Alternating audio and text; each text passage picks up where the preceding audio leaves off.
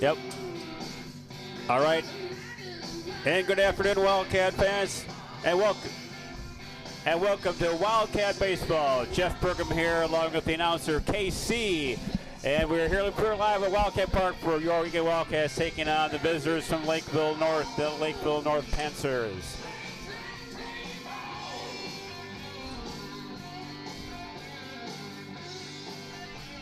And again, Jeff Burkham here at the call. And we're soon underway here again at Wildcat Park against the Wildcats and Lakeville North Panthers. Two South Suburban Conference foes. Currently standings in the South Suburban Conference. Eastview comes at us at 8-2. Lakeville North just behind at 6-3. Prior Lake and Eagan both, Prior Lake at 6-3 and Eagan at 5-5. So a very big game here for the Wildcats. Pitching for the Wildcats today is number 18, Matt Burgham, senior left-hander. And he's going against the veteran for Lakeville North, Ryan Sleeper. Ryan Sleeper, recruit for North Carolina. So again, should be a big game here for both the Cats and the Lakeville North Panthers. Yeah, I'm actually really excited to see how the Eagan Wildcats offense handles Sleeper here today and see what he has to bring, what his off-speed's like, how he tries to keep the batters off base. But at the same time, the Wildcats have a lot of confidence because they batted and faced very well against Carlson from Burnsville last week. So they have some confidence going into this game. It's a number one starter from a really good team, but obviously you want to get out of the first quick and then get the bats hot and rolling on this cold, chilly day. And Casey Lux here with us here. Appreciate the call there, Casey. The commentary, also doing the announcing. So multitask Casey Lux here at the helm. Yeah, absolutely. So I will make sure that I don't yell into the microphone, into double microphones here for everyone. So. And I'll remember to turn out the music between the plays here. Absolutely. And we're hoping for some sun to peek out, but if not, we got people filing in, so this will be a fun day for baseball.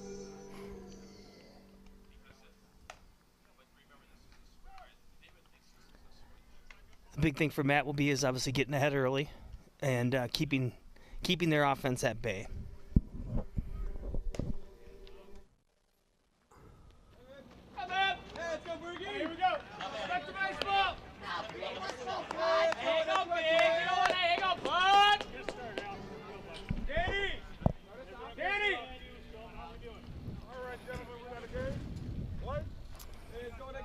Number 7, Alex Tobias up for Lakeville North.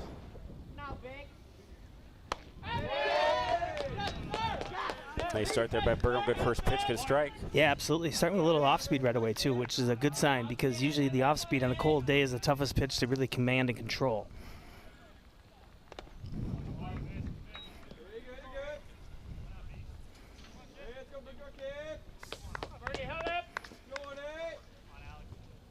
And how many days rest did Matt have? Had 5 days. Yep.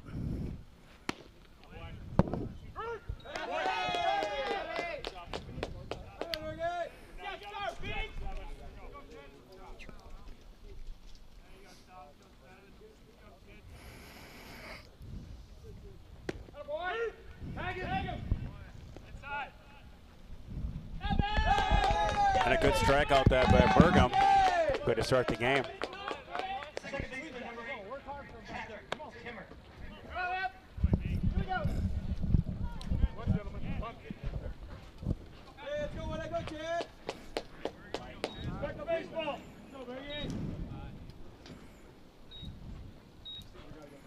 All right, test 1, 2.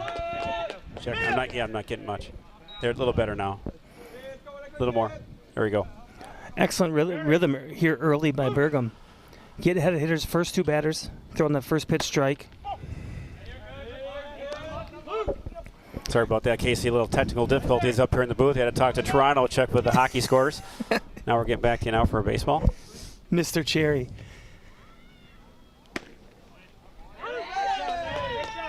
And one thing I always liked with pitchers to start is that to test out that umpires early, right? So to play off the plate, see what they're going to give you early, and as the game's going to go on, if you're consistent, you got to hope that a good consistent ump is going to give you that extra inch or so as the game goes on, because you've been proving that you can hit that spot effectively. Now, as a pitcher, Casey, do you like the cold weather? How does that affect you?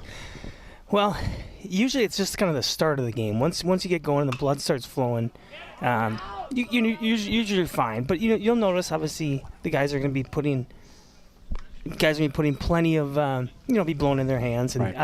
Not that they can bring a hand warmer out there. This isn't football, but yeah, I mean it shouldn't be a huge issue. It's usually sometimes the fielders that they haven't got a ball for a long time that sails out of their hands. So count 2-2. Second batter, Eagan's facing. Again, just into the game, Lakeville North and your Eagan Wildcats at Wildcat Park.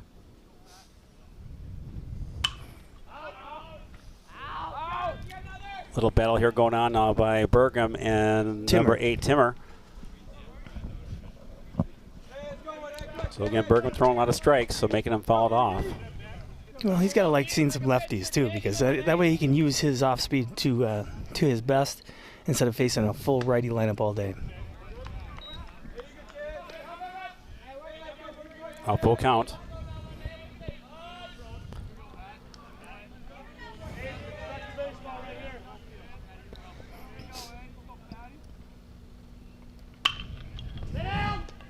And nice pitch here by Bergman. Good job by Downs. Good battle. 2 outs.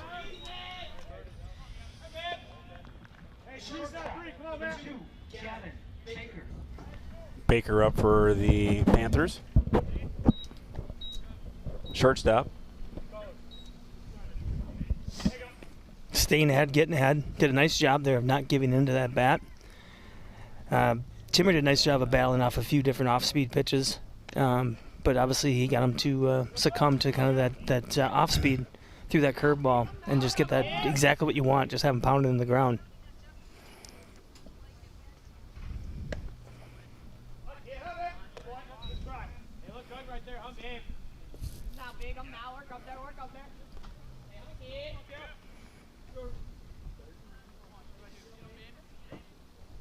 Nice pitch there, little high, 2-0. So now I got to attack the zone now, try to get a strike. Yeah, it's good to see mixing a changeup early in the count. That's only make your fastball even more effective and look even that much harder to hit, that much quicker. There's a good pitch.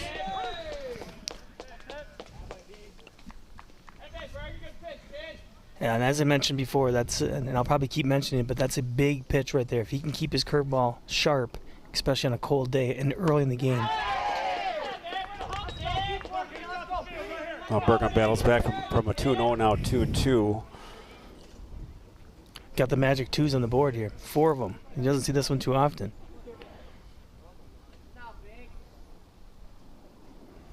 Nice job by Bergman. And good job by Eagan. Yeah, absolutely. About exactly what you wanted out of your first inning. 1, 2, 3. Didn't have to throw a lot of pitches. Now you get the bats rolling. Always important to get that quick start to a game, especially KC in a cold day. You want to get those guys out of the infield and warm up a little bit. They're sitting there standing around, so you don't want to have a big long inning if you can avoid it. Absolutely, and that's what I was mentioning too with the pitcher with Matt not batting today. A big thing for him will be is just making sure he stays loose, stays warm. Whether he takes a couple jogs, jumps around, does a dance, whatever it may be. Because if you do have a big inning, what you don't want that to affect when you come out on the mound, and all of a sudden now the first 4 pitches are balls, and now you just give a guy at first base. So now here comes Lakeville North Panthers. Their ace, Ryan Sleeper, commit to North Carolina. He's got the action. He's got a good ball, good fastball, good curve. Committed now to North Carolina, so a big-time player here for Lakeville North. Yeah, I'm excited to see him pitch. I just want to kind of see what he has and what he brings. Obviously, with a lefty, he's going to be able to control that the run game. I mean, obviously, with his move, if he's got a strong move to first. So the big thing will be is, if guys are going to jump on the first pitch, it better be a good one. It better be a fastball, right? Better be down the middle. Otherwise, you want to make him use some pitches and work the count. And hope that when he messes up, that's the pitch that they're ready to hit. So to your point, Casey, you got a good pair of lefties here today, so it's going to be a good battle on the mound. Yeah, it could be a quick game, too. I mean, we might have one of those games that goes an hour and 40 minutes because it's in and out, in and out. So runs are going to be premium. Making the consistent, the normal plays, not getting too fancy. Because if you give up a run or two on an air or a pass ball or so forth, that could be really what decides the game.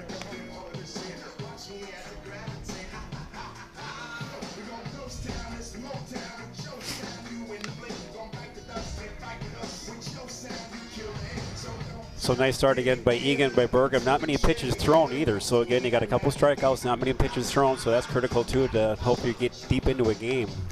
Yeah, and one thing I would mention too, if I'm on the on deck circle just watching Sleeper warm up, his ball's been kind of all over the place. Yeah, he's been not a lot of and I get it's the weather and a bunch of different things, right? But just like you see in the majors, right? If you can get on, if a pitcher doesn't have his best stuff until the second inning, you better take advantage in that first inning.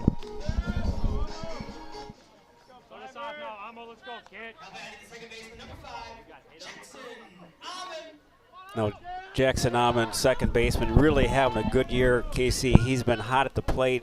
Excellent leadoff hitter.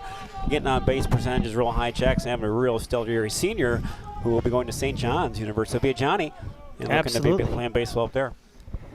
Yeah, I was going to mention to his dad that I bet now that he's a Johnny, that means that there's no purple allowed in the house unless it has Vikings on it. I would imagine that's pretty accurate. Right? It's pretty accurate.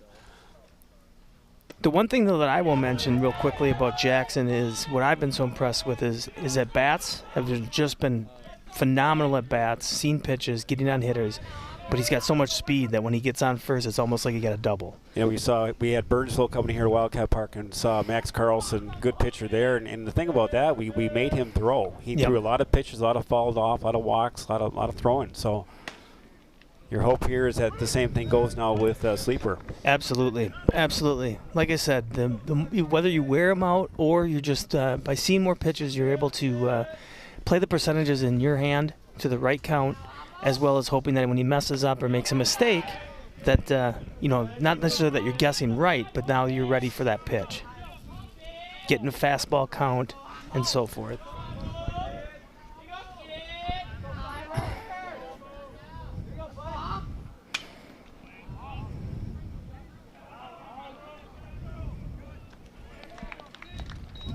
Nice pitcher by Sleeper, just hung in the park enough to get that foul ball out.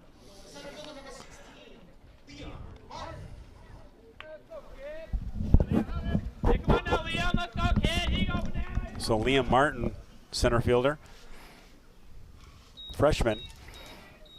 Yeah, and it's impressive. Impressive to have a center fielder not only doing as well as he's been doing on the mound, but also covering center field and manning it like he has been.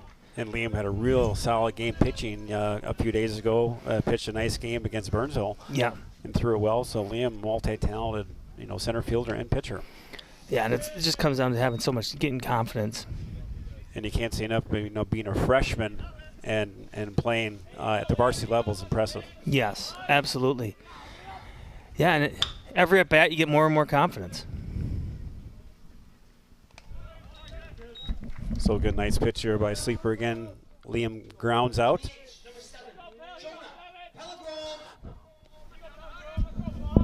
So Jonah, our senior designated hitter, having another stellar year. Real strong hitter out there. Good contact. Can pull the ball nicely. Left-handed hitter. Yeah, some people call those DHs professional hitters. Yeah, they are. Right? Jonah puts a lot of time in the batting cages, works real hard, and absolutely, and it shows. He rarely gets cheated at the plate, and grinds out at bats, and he has plenty of pop.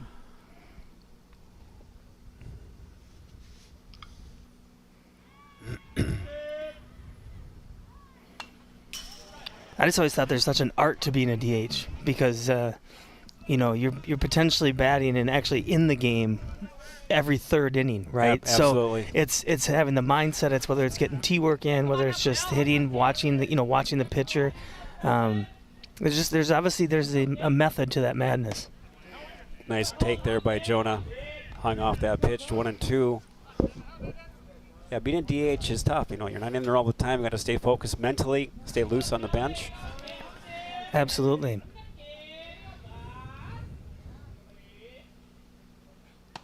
Good eye there by Jonah, making the Sleeper pitch a little bit.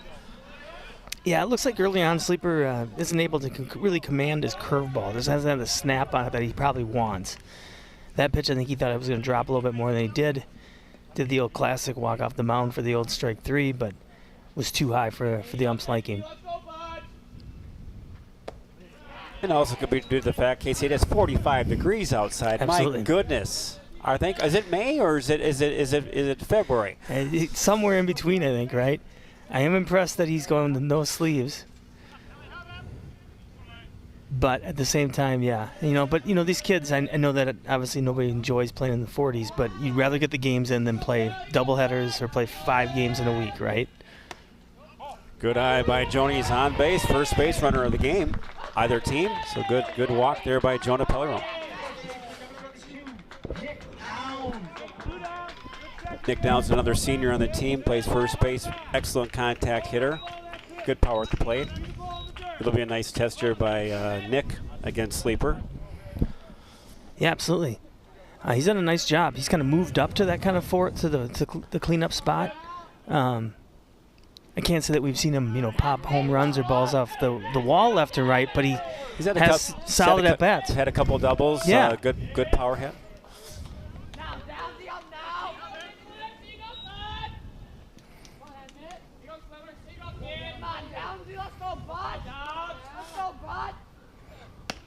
So good by Nick. Now Sleeper now little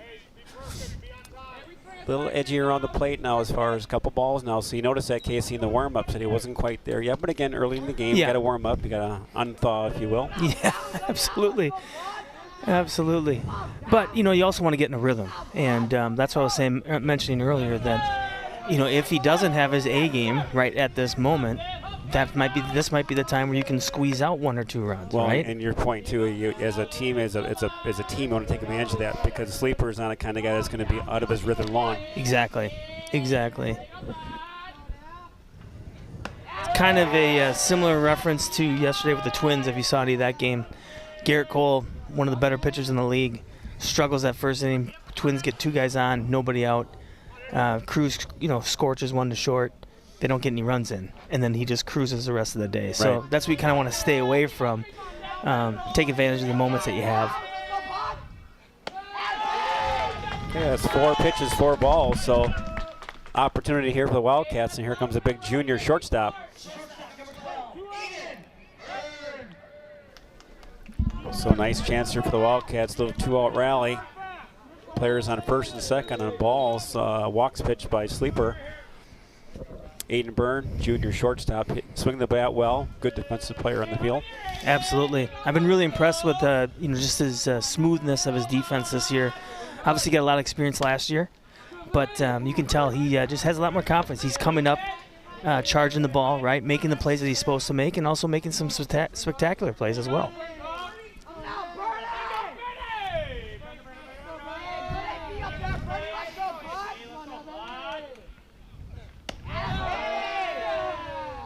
So count 1-1.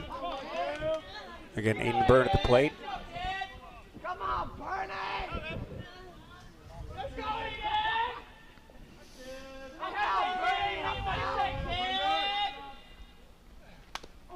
Good swing by Byrne. Saw that all the way. Just got a piece of it. Now you got to protect. Count 1 and 2. 2 outs. But as we mentioned too, especially nowadays with the pitch count in play, that this is a great start to the first inning. Making him throw pitches. You're not going up there swinging at his first pitch and nibbling it over to second. And the other thing too is that these guys, not only the guys on deck, but the batters are actually seeing more pitches. So now they're going to be able to see his curveball a couple times, see kind of where the drop rate is. Get that at the eye level, so that way that second time up they're able to even to line it up and tune it up even better.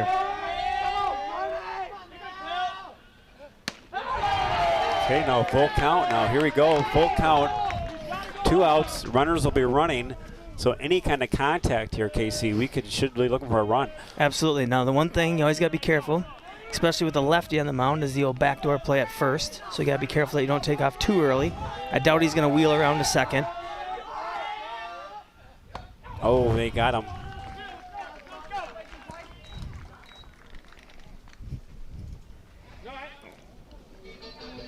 So good opportunity, good chance here for the Wildcats. Had Sleeper kind of a little bit on the ropes there, but he comes back with, I think, off speed. Yeah. Got him, and Byrne was swinging hard in that one. He wanted that piece of that. Yeah, he got more drop on that curveball there. I mean, obviously the first couple batters, his curveball was hanging a little bit.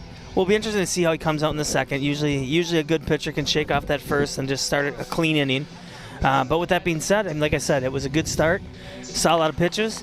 And the guys, the batter's got to be confident, right? I mean, it wasn't like he went out there and blew snapper mow down Indian on him, and everybody's sitting there going, oh, man, we got to really scrounge to get a hit today.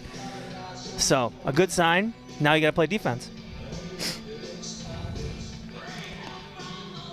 So coming back now, Eagan top of the second. We'll see how Burgum comes at it. Now had a nice first inning there, 2 strikeouts, kind of was in control. But again, every inning is different. Every inning is a journey, KC. Absolutely. It usually is. And whether they're high schoolers or pros, in one pitch, the game can be changed. So it's all about consistency, right? Consistency at the plate, consistency throwing strikes, consistency in making the normal plays. Those are the things that make the good teams as good as they are. And usually those are the teams that are always at the top of the conference.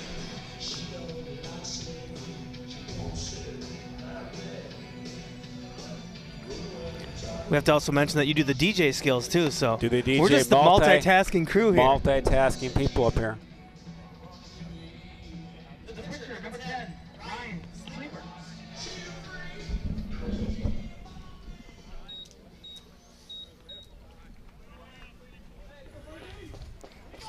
Lefty to lefty here. Yeah, as I mentioned, that's always a good sign when you're a lefty pitcher. You can see right there, start off with that off speed, throw it away from him.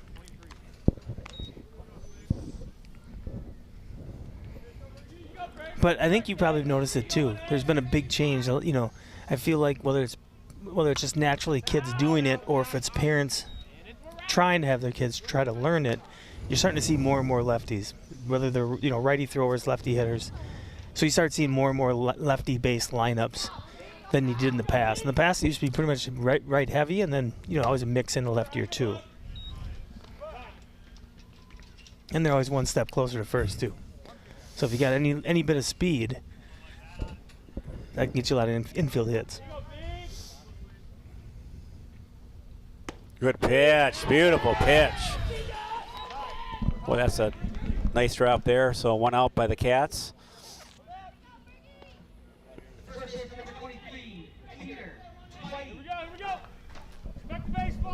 Yeah, excellent curveball.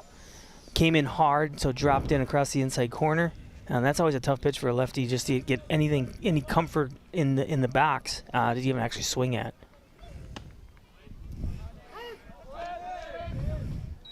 So right now, Burgum kind of continuing to attack the batters that you want to see, kind of get that strike zone, go at them.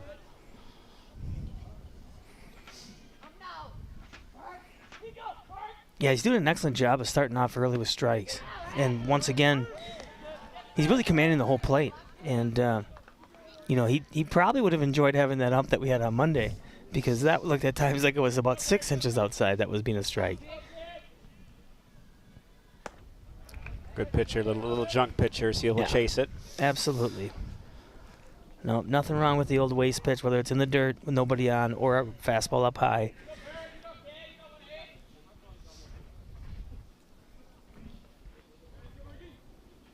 Good pitch.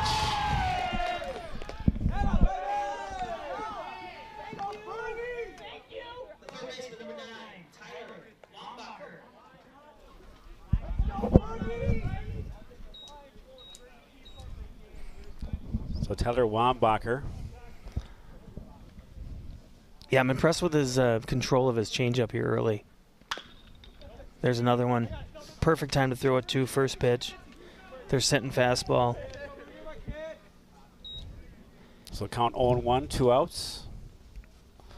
Lakeville also a very good hitting team. They can get contact. They can hit you in a hurry. Good fastball up a little high. Yeah, we were down to Lakeville. We did the swap. We switched game fields due to weather conditions, and we were down there in Lakeville. They weren't kind to us, Casey, down there. Yeah, that's what I heard. I heard their bats came out often and early. Pitch there by Burgum.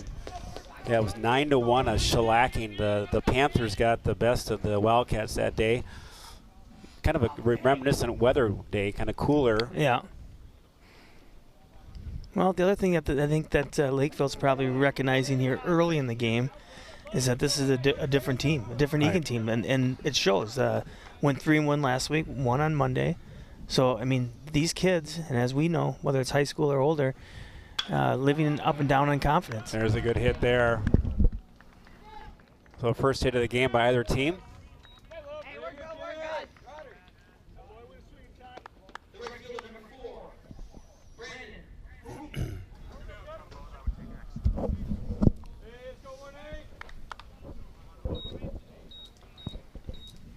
little replay here. There's Bergman pitch. Got up there a little bit, but he jumped on it nice. So nice contact hit there by Lakeville. Good pitch there. Come back at him. It was a good pitch. Just the curveball just ended up over the dish, right? So right. I mean, obviously the hitter was sitting curveball, or was just able to react to it. But if that's his worst curveball of the day, I think he'll be happy with it. Good pitch there again. So really attacking the batters. I think the key for Matthew this year has been really going after the batters. I mean, they're not make them swing. Absolutely, absolutely, and it helps your fielders too. So now you're 0-2. Now you want to kind of go after him now. Finish it out. Got a beautiful pitch.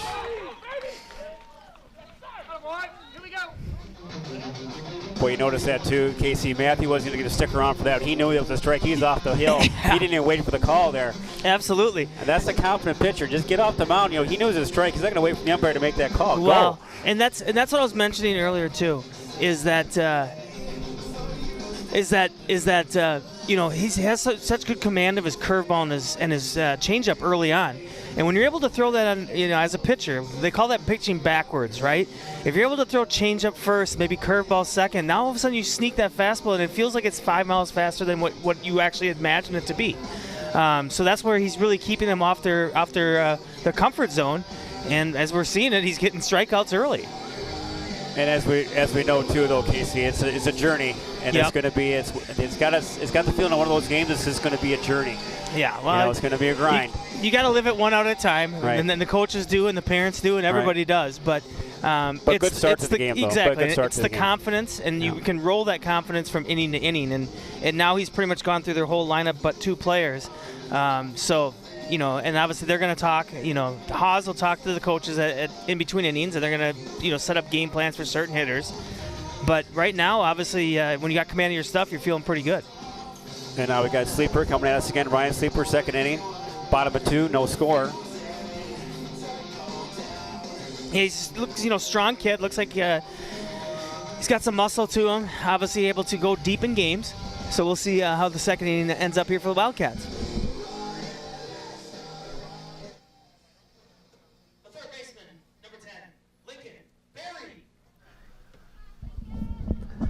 Little shot of the fans here at Wildcat Park. Near capacity crowd as always here at Wildcat. Absolutely.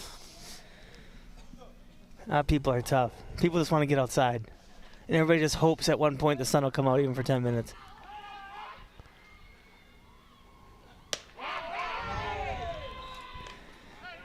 So Lincoln Berry at the plate. Third baseman, sophomore for the Wildcats. Another young player on the team getting some good valuable minutes in. Good experience. Absolutely. Yeah, I've been impressed with how strong of an arm he has over at third. He's had some nice plays this year. Yeah. At the ground ball's way deep in the corner. He's making that long throw to first. Yeah, long throw, but it's hard. It's on the line. It's always on target. I mean, they've actually done a really good job. Downs at first hasn't had to scoop too many balls this season. And, you know, obviously some guys, that's no big deal to him. But if you can just keep that guy upright and put it in his chest, it's quicker to get back into the dugout.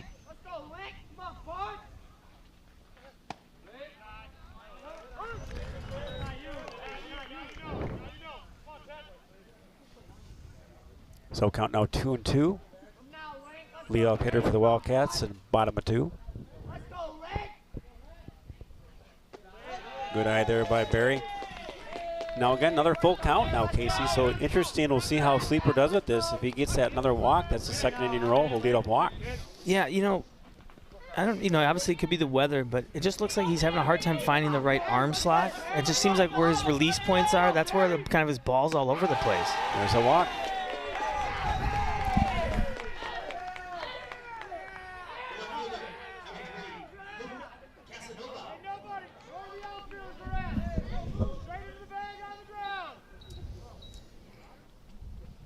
Now, obviously, the interesting thing now is the game within the game, right? So, leadoff walk, you're kind of towards the bottom of your lineup. Do you put the bunt on right away? Do you do a fake bunt steal? There's so many different options in trying to get that guy over to second cleanly.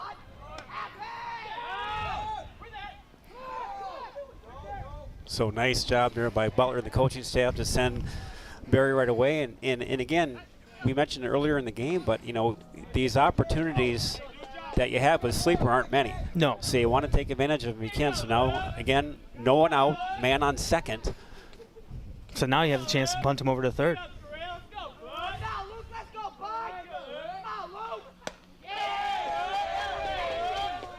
But I think, one thing, whether it's opposing teams or the home teams, that they're going to notice is Eagan is definitely not afraid of being aggressive and being aggressive on the base pass even early on. And they're going to put the pressure on you.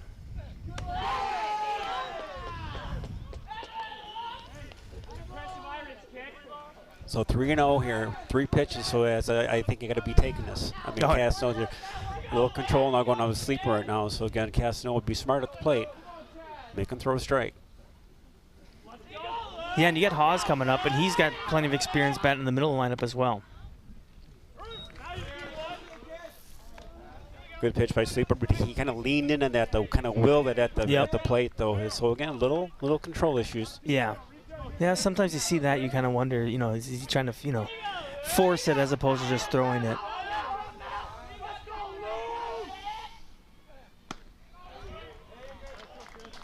So sleeper battles back nicely, 3-0. Now full count, 3-2. So real key here to get some contact by Casanova, get that walk. Make them throw a strike. And the really good pitchers, if their fastball's not on, usually their off-speed stuff is so good that they can live on their off-speed stuff. So we might see him kind of, shelf a few of his fastballs for the off-speed. And he got him. Nice job by sleeper. Really battled back there from 3-0.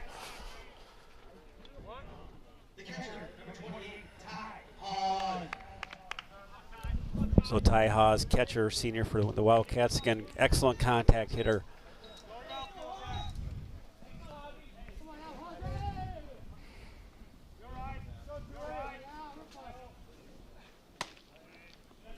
Ooh, strike.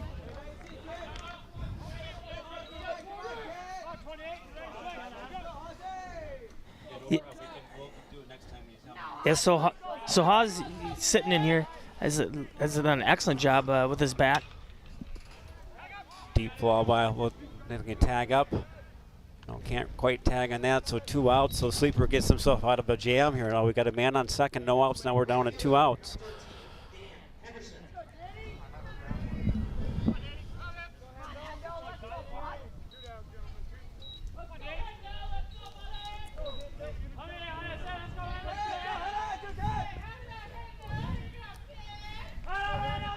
So Dan Henderson at the plate, senior right fielder.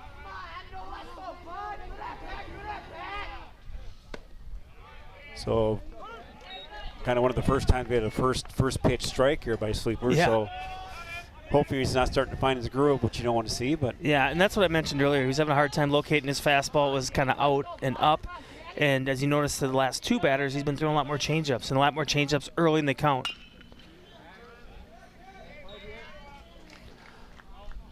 So nice cut there by Danny. Just missed it just a tad. So now you find himself 0-2. So you got to protect that plate and really try to get some contact. Get that run over to third. Yeah, Dan does a good job, right? Always being ready. In a game like this, Berga moves in from right to pitch. He has a spot in right field, and at the same time he gets thanked by having to face one of the better pitchers in the conference. And he got him.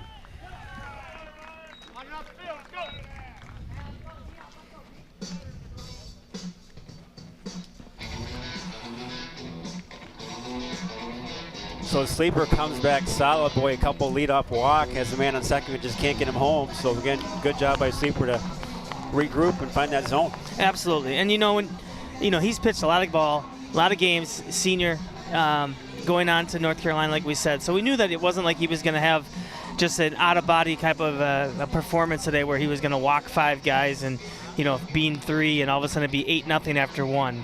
So it was just, he just had to fight through a little bit of control issues. But they've done an excellent job of making him, like I said, throw pitches, and they haven't really, gone down swinging too often. So that's also a good sign. Yeah, you got to think the pitch count's got to be getting up there for sleeper a little bit more. 2 innings, he's had several walks, and a lot of pitches thrown. So absolutely. Burgum gets back out there. He's had a lot of confidence. He's been kind of flying through this lineup. So as we mentioned, it's going to be making the right plays. Not giving him extra outs, taking extra bases when you can, and clutch hitting.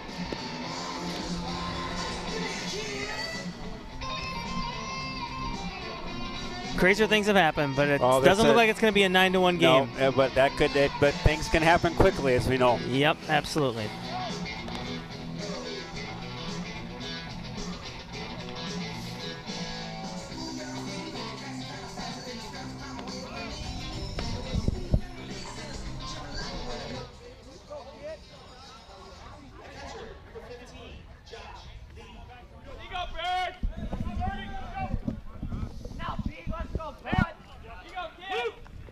And obviously everybody would love, coaches, parents, us, would love to have nice weather.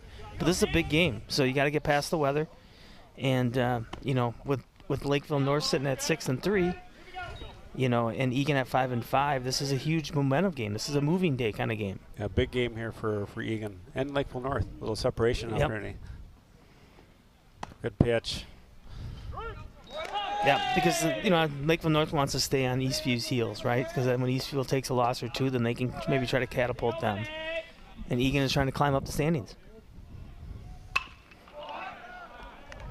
So leadoff signal now by North, because that'll be a little tester now for the Cats. So they make a little bit of noise here in the top of 3.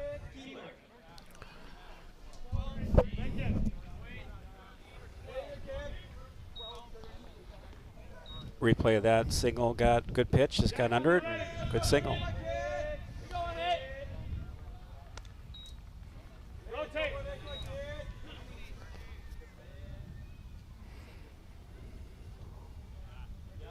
Now we go to the cat and mouse game, right? Between the pitcher, the runner, batter. See if Lakeville North is going to kind of play it a little safer, try to get a bunt early.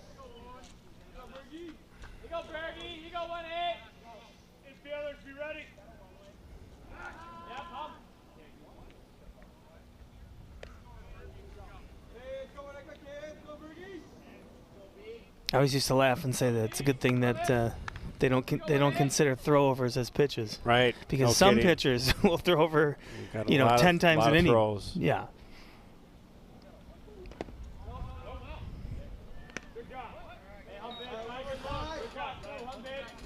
So 1-0.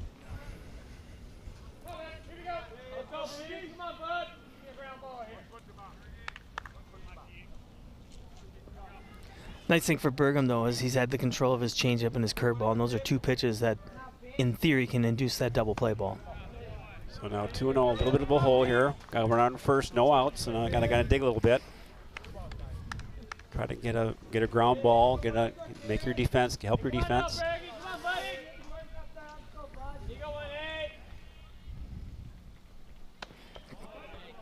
So now 3-0, so now you got to focus more on that batter now. You got to go after him now. Yeah, time for just take a deep breath, throw that fastball over, and then just go pitch at a time. There you go. Now looking for the pitcher's best friend here. That would be an ideal. Get a little ground ball right over to Amon or to Byrne. There we go. Good call there. Good pitch. Outside corner, so he battles back. Yeah, I think if I was a home plate ump, I want to keep this game moving. I wouldn't make it ridiculous behind the plate, but at the same time, if it's close, we're going to keep these guys swinging the bat. Nice big comeback. That was a 3-0. Battles back and strikes him out. Big out there for Wildcats.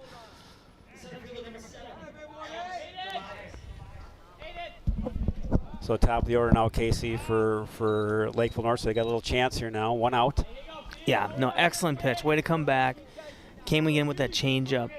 They're just really having a hard time picking up his changeup out of his hand.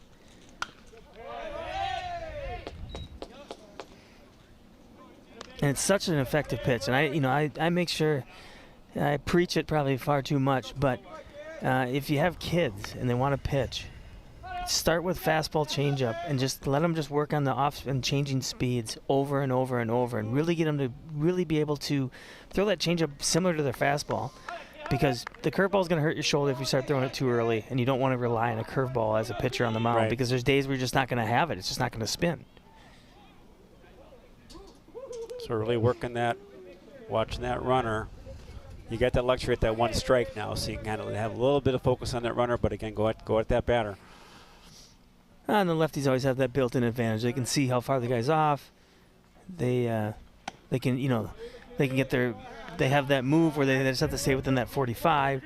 So I totally understand a lefty wanting to throw over there, at least step off or, keep him at bay more so than a righty constantly stepping off the rubber and flipping it over. So count 1-1. Nice pitch. Somebody.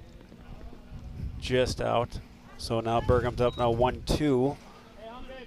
So again, nice job with going after the batters, getting up in the count. I think both him and Sleeper now are kind of getting in that little groove of getting up in those batters, making them uncomfortable up there. Yeah, absolutely. Well, and then the pitcher and the catcher can dictate the game, right? So if you get up early, now you can throw the pitches you want in the counts that you have, as opposed to getting down, and now they're more so fastball counts.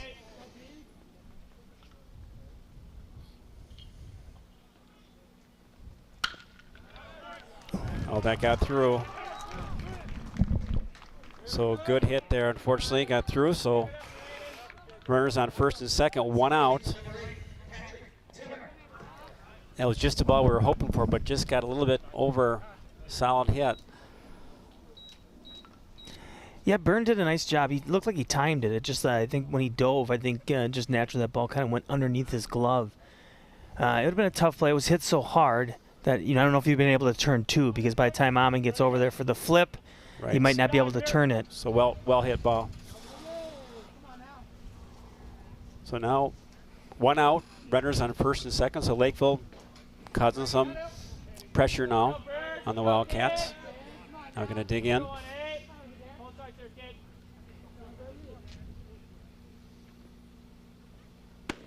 Good pitch outside corner, so good location there.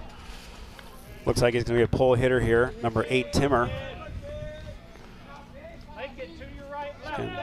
Yeah, really commanding the zone. That's what's really been impressive. I mean, it's kind of not necessarily night and day, but Sleeper's been a good job of just being able to get out of jams. Good Burgham pitch again. just living on that outside corner. His fastball, he's hitting on the outside corner. It seems like that changeup, he's able to kind of control high, and not too high, but just up enough that they want to chase. And then the curveball's got some good bite today.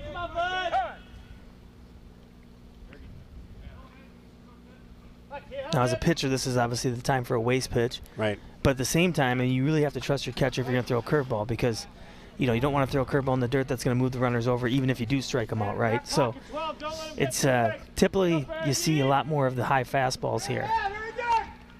Oh, that was a good play that had him. I mean, if that throw would have been there little. I mean, it was a good call. Yeah, excellent timing play, and that's something that you work on, and you work on that right away at the beginning of the season in the gym. It doesn't matter if there's a runner out there. It's just all the time between the pitcher and the shortstop.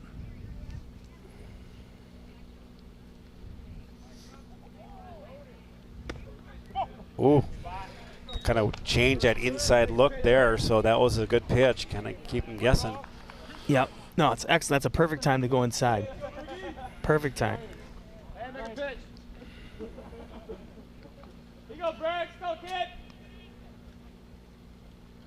Good pitch. Oh, boy, that was there. Must have been a little low. Yeah, just a tad low. But he's right in the zone. But Timmer's doing a good job, too, of not giving in. Got down 0-2 early. Now he sets himself up for a little bit better of a hitter's pitch here.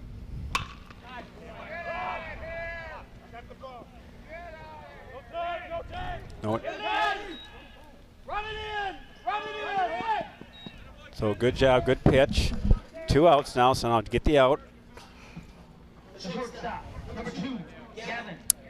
Replay here coming up on that hit. So pitch. Got under it a little bit much. Good hit there. Well, absolutely, and that shows you how important it is getting up in the count, right? Right. If that's on the hitter's count, he's probably able to dig in a little bit deeper on that. Oh. Didn't really seem like the wind had anything to do with it because it's not too windy. But Henderson did a good job. I mean, on a play like that, you don't want to drift, right? When I say drift, you don't want to just keep stepping back. You want to kind of turn and burn and then give yourself some room to be able to set your feet underneath it and corral it. Good pitch. There, go after the batter. So 0-1. So again, big spot here for the defense, Casey. You want to get that grounder, get that out. Yeah, absolutely. And really, I mean, to be all honest, the infield really hasn't seen a lot of ground balls here. It's been a couple pop-ups and mainly and strikeouts. Good pitch. Now 0-2 now. Now you got to be careful. You don't want to give him anything to hit at. Just kind of give him chase. 0-2. Yeah, I mean, this is what he's been kind of doing, setting him up, is a high changeup here. Otherwise, I could see maybe a high outside fastball, maybe see him get him a chase at. But you want to keep everything away from inside or on the dirt. That was a good location outside. Yep, absolutely. Just enough for the hitter to maybe try to swing at, thinking that they might be able to flip it over to first baseman's head. But at the same time, if you miss, you kind of put it in the ump's hands.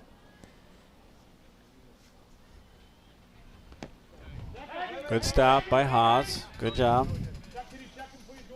So 2-2. He's got a little bit of room yet now.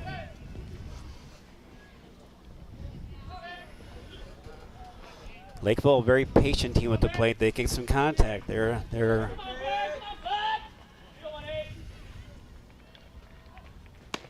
all right, beautiful.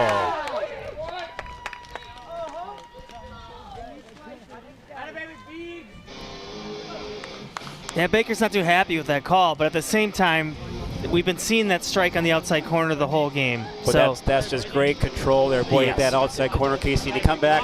There's a pitch. Got it. Good pitch. Yeah, for sure. And Bergham's again heading to the dugout before the call is made. Love that. So yeah. No, absolutely. I think I think it's the precedent's been set that you got to be up there swinging. If it's going to be close, we're not going to get into a game where it's going to be walks up and down. Boy, both these pitchers are toe to toe. They are slugging it out. It's so far it's been a pitcher's duel. Well, and what's kind of interesting is if he just showed up, you would look at the scoreboard and you'd go, man, Sleeper is just dealing today, right? Nobody can touch him. But it's been the opposite. Sleeper's had guys on base. It just hasn't been hits. It's been walks. And they really haven't hit Bergham hard. Right. It's just they've mixed in a single here and there, and he's the one that actually has all the strikeouts so far. So the stats don't always show how the game's being flowed, but both pitchers are doing an excellent job of commanding the zone.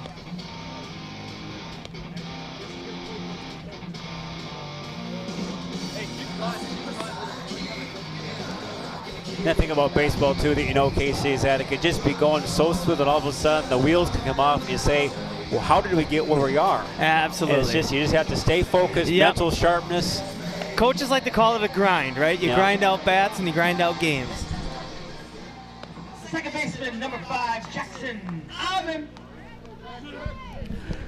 And Lakeville's got to be saying to themselves too, geez, these guys were down at our place. We waxed them 9-1. It's a little bit different feeling game. Yeah, absolutely. Well, and as we mentioned too, sports is a lot of it's momentum, and Eagan has a lot of momentum right now because they've been playing excellent baseball.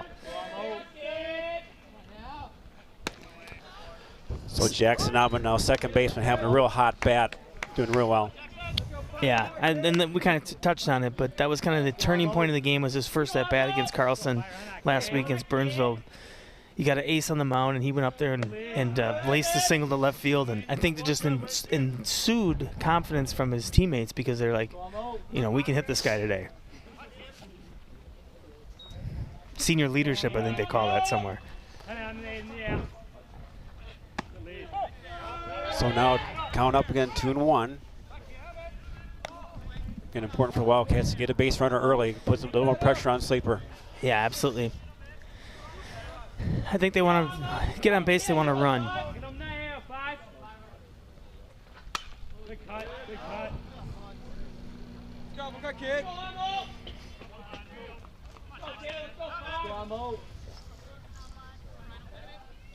Hey, tough now, kid.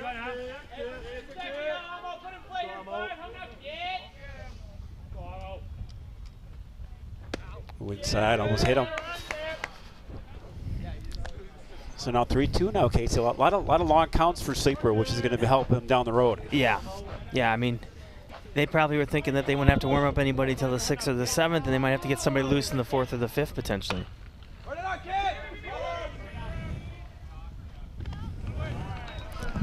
They're one of the few grounders of the game.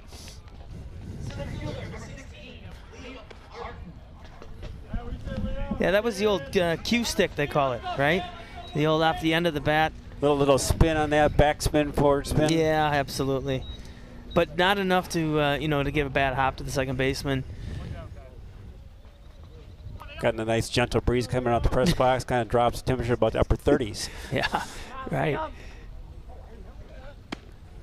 I think in college, there's obviously fall ball practices that are a lot warmer than this, probably by double sometimes. But the kids will stay warm. It's everybody else. There's a hit. Go, drop. Oh, that was a good hit. Good contact.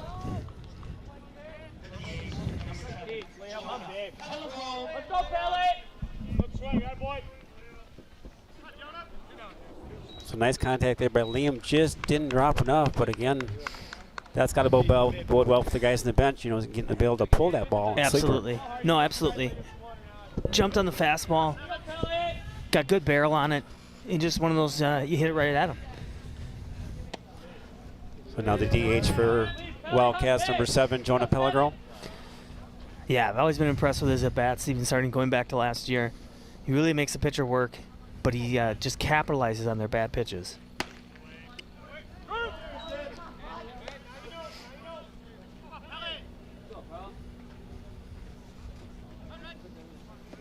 And I know that he has the pop, to hit the doubles and the home runs, but he seems to does an excellent job of staying within himself. You don't see a lot of overswings. You don't see the Reggie Jackson type of swings where he's, twisting all around or down on a knee. That's a lot of time in the batting cages that Jonah does. Puts a lot of time. They're a very dedicated baseball player. Yep. And Coach Butler mentioned that right away last year. He was just really impressed with how hard he works. So I'll definitely be keeping an eye on those Gustavus box scores, hoping that he's having some good days down there. Yeah, Jonah Pellegrom committed to Gustavus Adolphus, so he'll be playing baseball down there.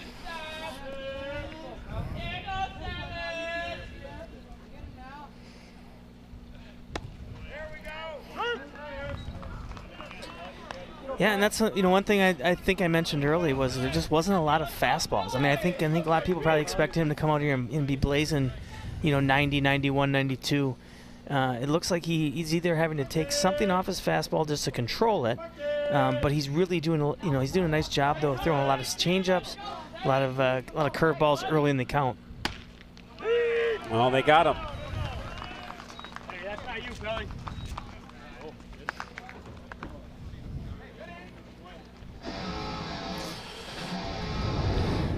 The one thing I'll mention though, when you do have that wider strike zone, is it is tough for the hitter, because even though you should know that you should be swinging at that outside pitch, the tough part is if you have good pitchers, which we have today, if they can just live out there, then what do they have to actually swing at, right? I mean, you're basically living for a makeup or a miss pitch, right? A pitch that they hook over the dish. But that livable space is quite narrow, and if you get out of that narrow, it can be a gone ball or a double or triple. So absolutely. Absolutely. There's always a chance that they're going to throw a mistake, but if you have good pitchers and they can keep dotting it on the outside corner and hitting black, and then also kind of moving an inch or two off the plate, then it makes for a long day for the hitters.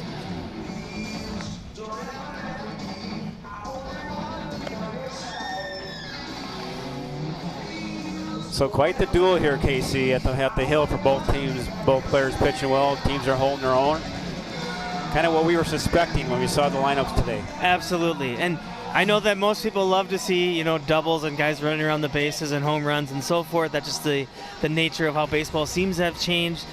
I myself, and I think you as well, enjoy seeing a really well-played pitcher's duel, because it just shows you that every pitch matters, every out matters, every hit, using the bases, taking advantage, all those things matter.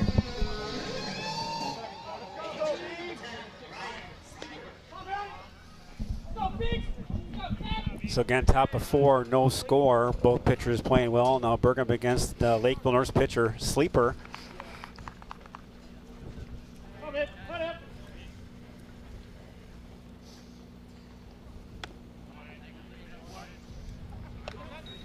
Yeah, another changeup to start the batter.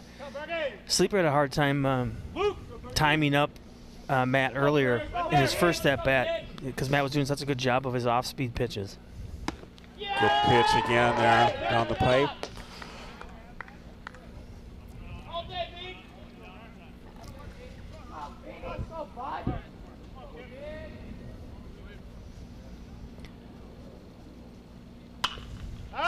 Good pitch now, up now 1-2. Got a nice position as a pitcher. You got a little bit of options now. Yeah, absolutely. Can use all three all of his pitches. The one thing you just want to stay away from is getting in the same type of start and groove. Good play by Byrne. Had to get that out of the glove. It was kind of not getting out real quick, and all of a sudden he got it out nicely. It's a good job by Byrne.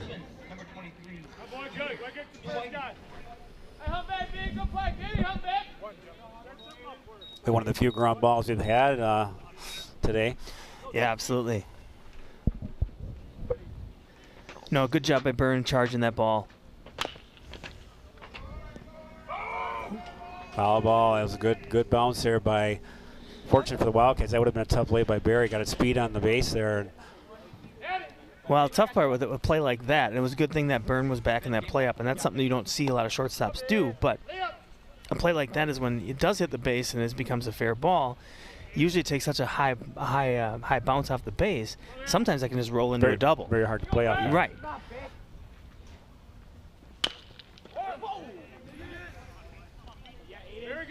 Good play by Byrne again. Boy, 2 plays now back to back. Good job by Byrne. Got to that ball quickly, got it out of his glove quick.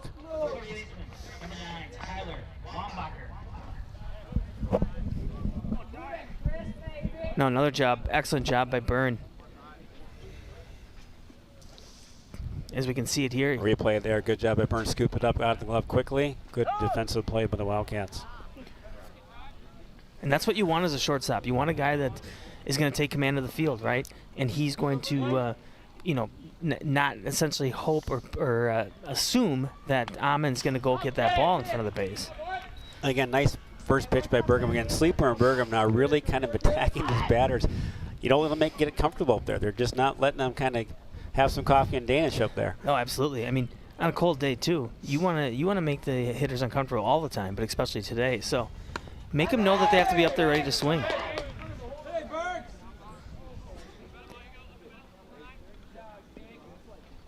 But you also want to, stay away from being predictable. So you don't want to keep, throwing change-ups to the same 3-4 batters to start every inning. You want to keep mixing it up because they are throwing strikes, so the hitters are going to go up to the plate ready to hit. What you don't want to throw is that fastball right down the middle when they're ready to hit that jump on the first pitch. And both pitchers are doing a good job of mixing their off-speed as well as then using that to propel their fastballs. Oh, just got a nip of that. Boy, that was a good speed. Good pitch. But again, Lakeville North, they don't go down easy. They are hacking up there. Yeah, they're having good at-bats. I mean, they had some strikeouts early the first time through the lineup. So second time through, they probably, each of these batters have seen all three of his fastball, curveball, and changeup. So they're able to play the game, the chess game, a little bit better. Hey, let's go, Bergie!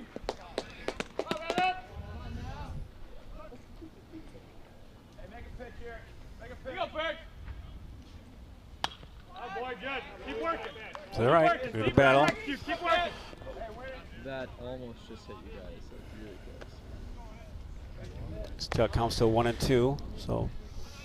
Yeah, with Wambacker's stance here, I'm actually kind of surprised that they haven't tried to go in at least on one of the pitches, maybe a fastball tight, and they might be actually trying to, they're going to go high here. Yeah. Got him.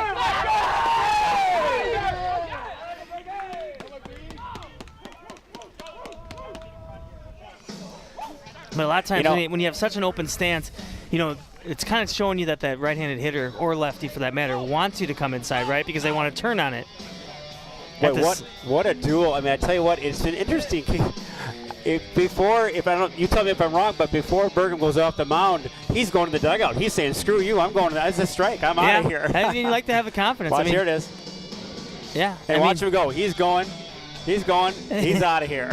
Yeah. No, absolutely. I mean, and the Lakeville North are not taking exception to that. They're saying, forget this. But what a duel we got going on. My goodness. Well, and the one thing I'll mention, too, that we've seen early in this game quite a bit, and we already played 3 innings, is we've seen a lot of these check swings. And, that just shows that the guys aren't really controlling and aren't really fully seeing the pitch. 0-4. We're bottom of 4. Yeah. So we are going, we're through 3.5. It's not working. What's that? Trying to switch over to country or something. We got some input from the fans here at Wildcat Stadium. They're liking the Janet Jackson.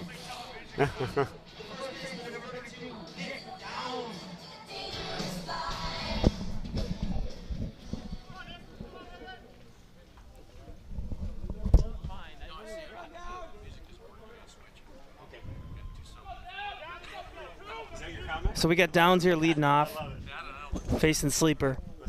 First pitch, Sleeper throws it off speed.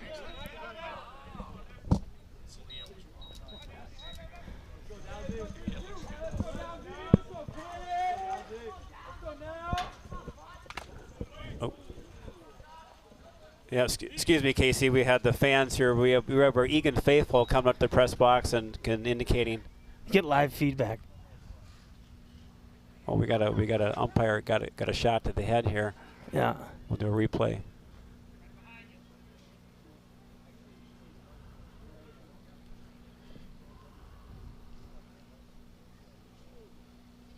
Do you have it?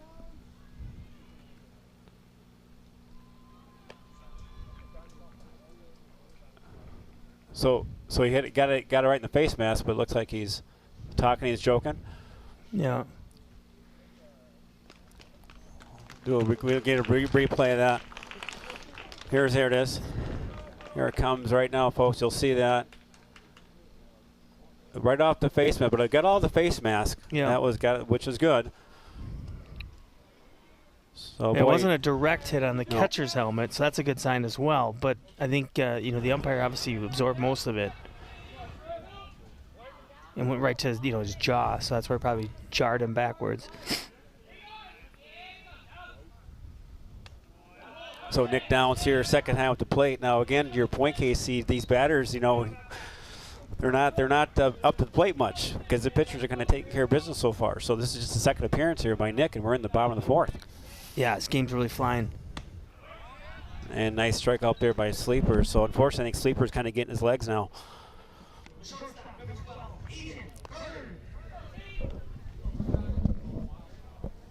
Aiden Byrne now, junior shortstop, had some couple nice plays that last inning.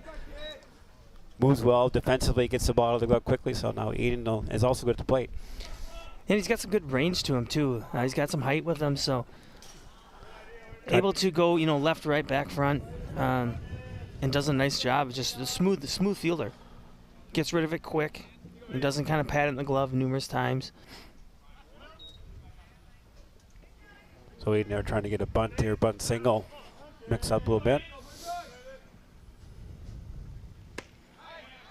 And good pitch there by Sleeper to come back at a curve. And a lot of times that's, kind of, we always talk about the game within the game. A lot of times, even if you're not trying to go for that drag bunt hit, it's bringing that third baseman in, getting him out of his comfort zone so you give yourself a little bit more room for a base hit down the line. And nice strikeout again by Sleeper. Is kind of finding his own a little bit now. So Byrne goes down. So Lincoln Berry, third baseman.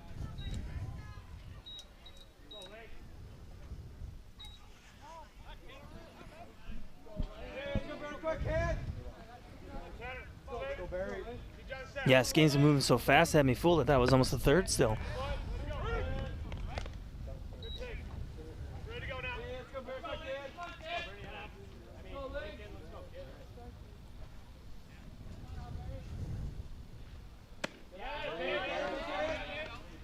Probably so far the best inning Sleeper's had. Yeah. I mean, he's been more aggressive, more strikes. Yeah. Strikes early. Yeah, and you can tell he seems like he's gaining some command of his pitches a lot better than he had. He still isn't necessarily overpowering the Eagan hitters. It's not like all their swings are wildly behind his fastball. But he's doing a good job of using that fastball and then obviously coming back with the changeup or the curveball. Good take there. Again, making Sleeper pitch a little bit. Get that pitch coming up a little bit here. Bottom of four. Still no runs. 3 hits by Lakeville. No hits here for the Cats. And the one thing you too notice is he keeps stretching his arm. It's just kind of a sign of a cold day. It's hard to get fully loose. Now, maybe he should have thrown more prior to the game.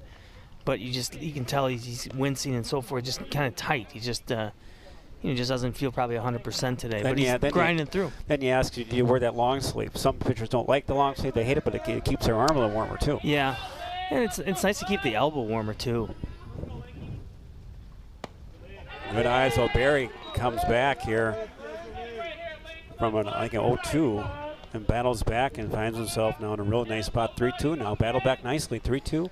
2 outs.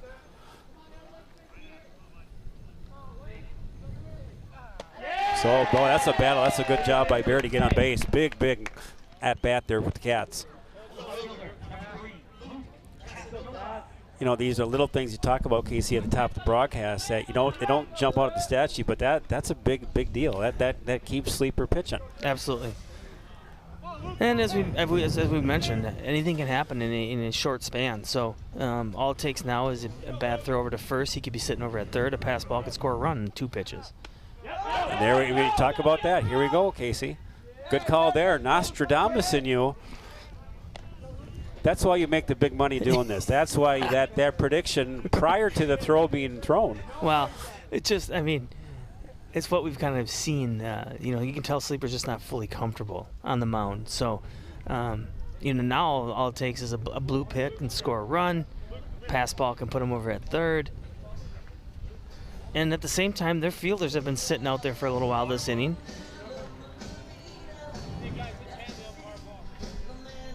It's interesting that the coaches came out so quickly. I think that tells you that they know they're in for a grinder here. They wouldn't come out that quick, I would think. This is just the first runner on base this inning. So yeah, you get the sense from both coaches that there's not a lot of room for error today. No, absolutely not.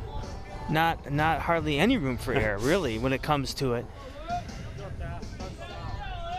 The one thing we've noticed is there hasn't been even the balls that have been put in play haven't been a lot of scorchers. So I mean, most of the plays have been routine. So it's going to be continuing to make the routine plays, throw strikes, not giving free bases.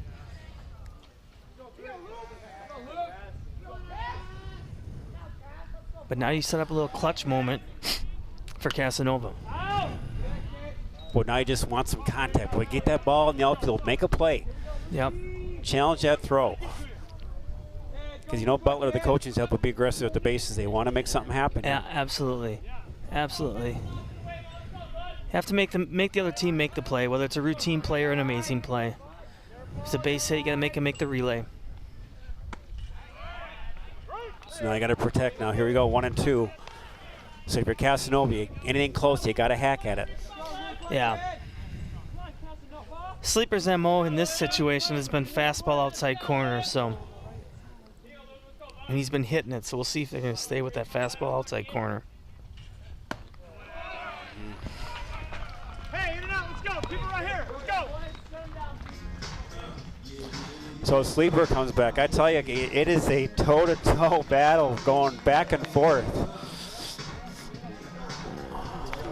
Yeah, and actually, I'm going to let you take it away here because I'm going to get this scoreboard back on track. Right now, it already has us at the top of the fifth. The fifth over. Okay.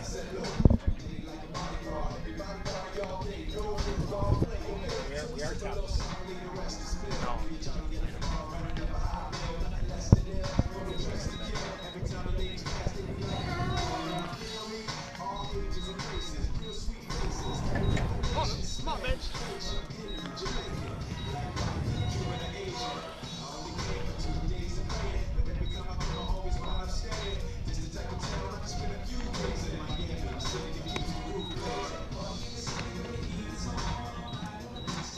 There we go. Our set. We were had a little technical. I was just a half. It was a half inning ahead. I love that. I love the optimism. That's good. That's good then. Right. So we are already on top of fifth though. It is flying by, Casey. Yeah. I mean, what did I say before? This could be like an hour 15, hour 30 game. We're at an hour 10 already. So. But that's what you get when you have pitchers that are throwing strikes, not walking guys, not beating guys. There hasn't been big innings, there hasn't been errors. It'd be a lot more fun if it was 70, but yes, it's still a great game to watch. Right. So hopefully all the millions that are watching across the world. And there are. Right.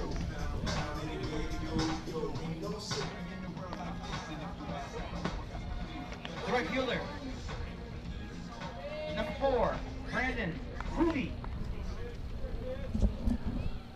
So again, the key now here to Eagan in Bergham is to keep attacking the batters. Go out, get those strikes, keep those batters uncomfortable up there. Top of 5th. Now we're getting down. They're kind of winding down toward the latter part of the game here. Yeah, I mean, with both pitchers pitching so well, you know, it's going to either come down to clutch hitting or getting that leadoff runner on, executing a bunt, or getting a guy over. So that way you're set up with a guy on second with, you know, nobody or one out. So again, to your point there, Casey, that leadoff hitter trying to get that bunt, trying to get anything going offensively, because both pitchers so far have been just shut down. Yeah, no, absolutely. And it's a great time to do it. You know, second time through the lineup. Hoovie now has seen Berghammer once before. You know, maybe they've seen a tendency of what his first pitch was, so that was a good pitch maybe to bunt on. You know, hoping that maybe it wasn't a curveball, that was a changeup or a fastball, something you can control, get down the line, and just push it foul a little bit.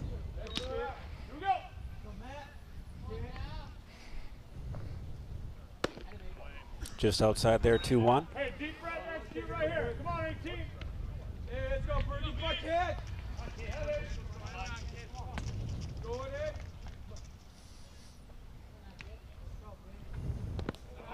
Just low. Good take there. So 3-1, so you want to go after him now. Want to try to avoid getting that leadoff player on base. Again, not many throws or pitches now by Bergham or Sleeper right now this deep in the game. He's had good control of a changeup. And that came back fastball. That came out, yep. So that's his first walk of the game. So Butler comes out. That's an interesting move now. Yeah, he called everybody off. He just wants to. I think he's going to have. Yeah, this one I probably talk through this at bat. To have a strategy as to getting that first pitch strike, right? There could be signals may have been mixed here. I think he's got the catcher and he's got the pitcher now talking. So I think yeah. Infield knows what to do on the bunt. They know where they're going to cover up. Barry will be charging hard from third. Bergham will be covering the first baseline. And then it comes down to covering up the bases. So what's your guess there? I think it seemed like there was some signal confusion there. I gather from the what they called from the players bench, the dugout, to what was thrown was different.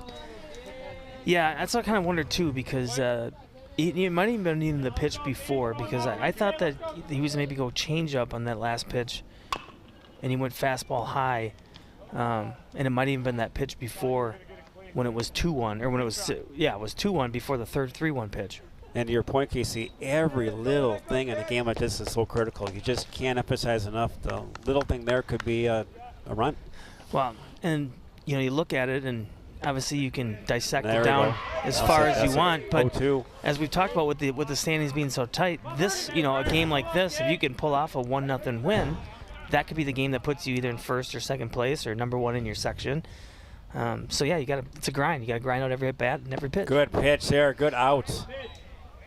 Oh, I got him. He's a foul ball.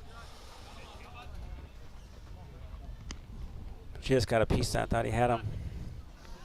So 0-2. I jumped the gun. Oh, I was going to say. There we go. Could be ground ball. Oh, good effort, though. So 1 out. Great pitch by Bergham. Nice pitch by Bergham there. Nice job by Byrne and Amon. Almost had that best friend of the pitcher, the double play ball. Running for the catcher, number 12, Caden Siefkin. Hey, let's go, Brady, the kick. He go big. Come on with it. Yeah, ball was hit hard enough for a double play. At the same time, though, it was skipping a little bit at the last minute. It looked like at the last second, Byrne kind of lost a little bit of footing. And they just missed him by that play. I mean, just half a step. I mean, it had some speed there, and that was all it needed. Yeah. And Lee did a good job of getting down the line quick. So that's another hit. So first and second now 1 out. So Lakeville North now pressing a little bit. They're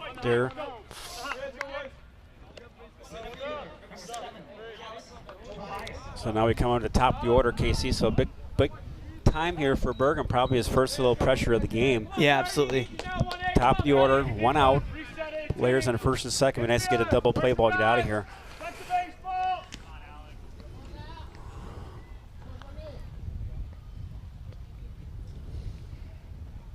So nice pitch there by Bergam, coming right at the batter. Again, that's confidence. You know, you got runners on first and second. You may want to kind of try to pitch around the batter, but you go right after him. Well, and he's got such good control of his off-speed pitches. That's why you haven't seen too many fly balls today, and even not too many hard hit balls. So what you're really hoping for here is a changeup, a curveball that somebody can drive down in the dirt to give yourself that chance. To give yourself that chance for the double play ball or the force out, right? Perfect time to throw a little daylight play. You got a pinch runner in. You hope that he's been paying attention, that he noticed that prior in the game, but an excellent time to pull that one out. Good pitch. Now you got him now 0-2 now, Casey. Very critical. Don't give him anything to hit. Make him chase. Make him be aggressive. He's got to protect. He's got to protect that plate. Yeah, I think you're looking at probably a high fastball. See if he chases up high. The strikeout here is huge. Yep. Or fastball outside corner.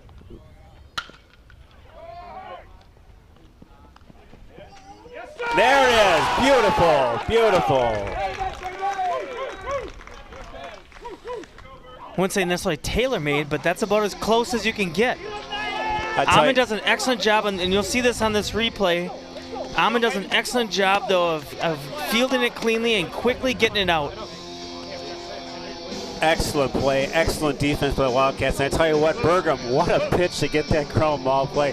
That's 5 innings of solid play there by the Wildcats and Bergam. Yeah, I mean, that's about as, how do I want to say it? That's about as close as you want to get as too nice of a strike on 0-2. But the nice thing is that it was low and it was outside. And Bergam knew, he had the confidence to know that it wasn't a pitch that they were going to drive, right? So he didn't necessarily have to waste a pitch. He was able to induce that double play.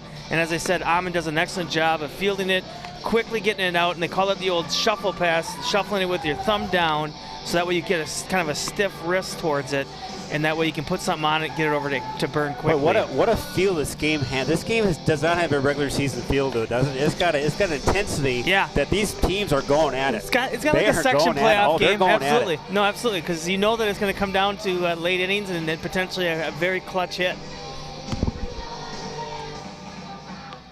The catcher, number 28, Ty.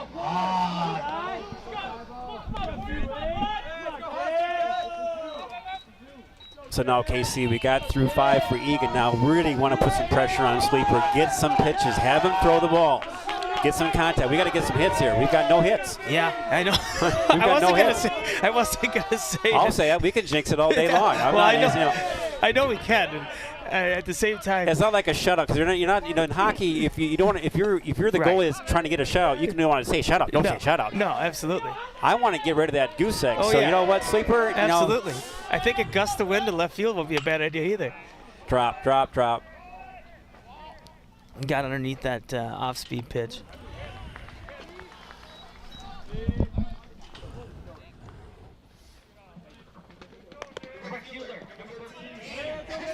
So maybe I should walk out there to the mound and remind Sleeper, hey, I don't think they've got a hit off you yet. I'm sure. Would he be okay with that? I think he knows. No, I think I should remind him, though. Just, right. As they wouldn't mind. But as I mentioned, the oddity of it is, if you've been here this whole game or if you've been watching it the whole time, is that you wouldn't think that he had a no-hitter going, because there's so many batters that have been on the base early in the game on walks and so forth. He hasn't necessarily been unhittable. It's not the unhittable no-hitter where there's nobody's even making solid contact. He's doing enough with his off-speed to induce these pop-ups.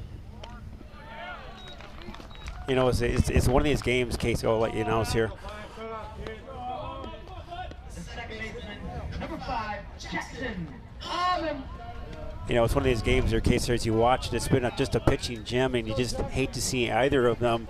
Nobody wants to lose this one. It's just Pitchers, catchers. They're just pitching so well, both teams. Yeah. No, absolutely. But I think there's been more walks given by Sleeper, and there's been more base running by, it seems like, with Eagan. But again, there's been more hits by Lakeville. But I mean, of those 4 hits, I think one was a line drive up the middle. I mean, they've just had some fortuitous bounces, you know. So at the same time, you know, both pitchers are pitching a heck of a game.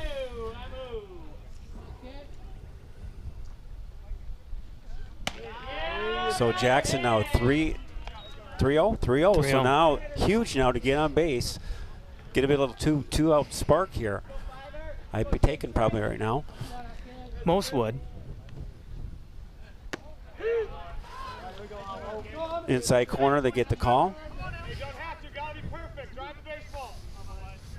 Yeah, and the odd thing is with a really good ace like Sleeper, is usually you have control of your fastball, and that's the pitch he's had the hardest time with today.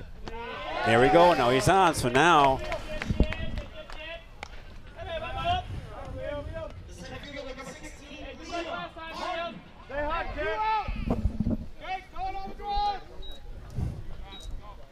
So now what do you do here if you're Coach Butler? You've got to get something going. You got to get something cooking. So, you know, staying aggressive, obviously you do have a lefty on the mound. If you do send Amon, and if they were to throw him out. And speaking of that, he's going to be in. Uh-oh, Jackson's down.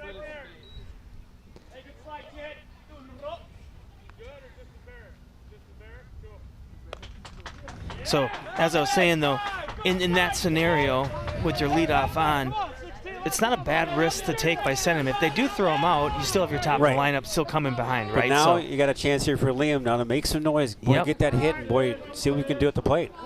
A walk, a steal, and a bloop. You could be up 1-0. Keep going. Make it throw. And that's it. How the dirt taste, bro? How the dirt taste?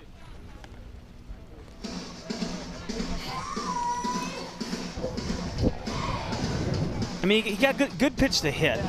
The tough part is, though, is it was just after a walk and he just threw ball 1. You know, you never want to overthink an at bat for anyone. But, you know, maybe does he see another pitch? Maybe wait for a fastball, right? You know, I mean, get something you can get in the air, put out there.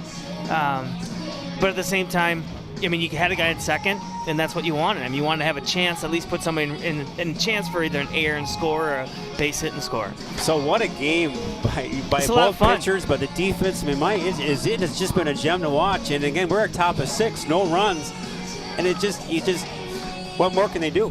Yeah, I mean, that's just it. I mean, we haven't, you know, nobody's really made crazy contact, right? We haven't had any extra base hits. Nobody's gotten beamed. But both pitchers have had runners on first and second, maybe 1 out. They've had to grind it out. They've gone to the batter, they've attacked the batter. Fielder's been playing well, no errors on each side. So it's just been a clean game all around. Boy, a far contrast to when the Cats went down to Lakeville North. It's like a night and day, and that happens in this league, you know. Any day, it'll change. So good job of the Cats here to really come back and be taking it to Lakeville North real hard here. And I think a lot of times people would say, here. Hey, never know here, Lincoln. Take it away. Patrick Timmer.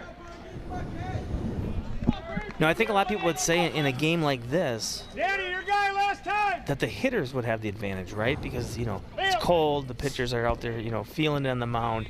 You know, we talked about it, the grip might not be as good at times, but really it's been the opposite today. The pitchers have actually been in control of the hitters. Good pitch, boy, off speed right there. Boy, that's got to be, those hitters are guessing. Yeah, if I was charting, I mean, I don't think he's thrown more than probably 2 fastballs to start an at bat, and that just shows his control and confidence with his curveball as well as his changeup. So again, Casey, up, you know, Sleeper and Burgum all day up with those batters consistently. Yeah, I mean, it's kind of like a clinic, right? I mean, if you had some younger kids here that were pitchers, this is the 2 pitchers you probably want to watch. Ooh, outside corner just missed, but what a nice position there. Boy, it was right there. Yep. Haas moves away from the plate just enough, but still gives himself some range to frame that outside corner. And that's good hit there. So again, leadoff single. So now a little test here now for the Wildcats. Good job by Bergman. He was 0-2 on the count. So Lakeville now putting a little bit of pressure on Eagan. So again, looking for that best friend of the pitcher here, that grounder. But still, I think pitch count has to be not too bad, I would say, for either pitcher. Yeah, I would say that Sleeper's probably about 10 or 15 ahead of Burgum, maybe going into this inning, or maybe a little bit more. A little bit closer play than we thought there. That was a very close play, because the way he caught it, he was right on him. Yeah. And a nice play by Amon, getting to that ball, but also probably a smart move, right? He does a jump throw, he throws it in the dirt, throws a first baseman's head, basically give him a double. So he just held on to it. Good pitch here by Burgum. Again, attacking the batters all day. Yep, and that's exactly what you want. There's no need in a game like this to try to just get really cute and just hit spots. What you kind of notice more so with Burgum than Sleeper is Burgum has been setting himself up to hit the spots when there's 2 strikes.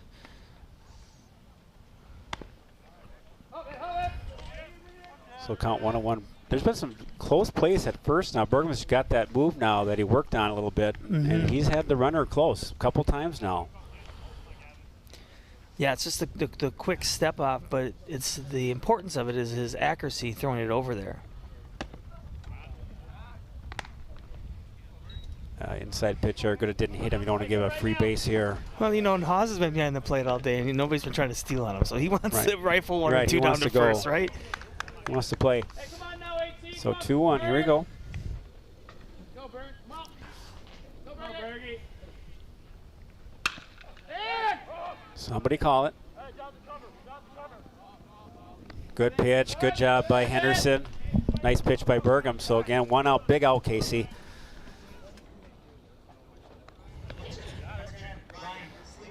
So Sleeper going to try to help himself here now. He's been throwing a gem, so he's saying, you know what, I'm going to take it upon myself to do something. So Burgum has to go at him. Yeah, absolutely. But big out there by the Wildcats, that first out. Yeah, well, and I will say in this battle, Burgum's had Sleeper guessing for most of the game. So it'll be interesting to see. This is the 3rd time that Sleeper's faced him. Boy, same again. And it's usually been that changeup. It's usually that's a pitch that I've noticed that Sleeper's been a hard time picking up. Right there.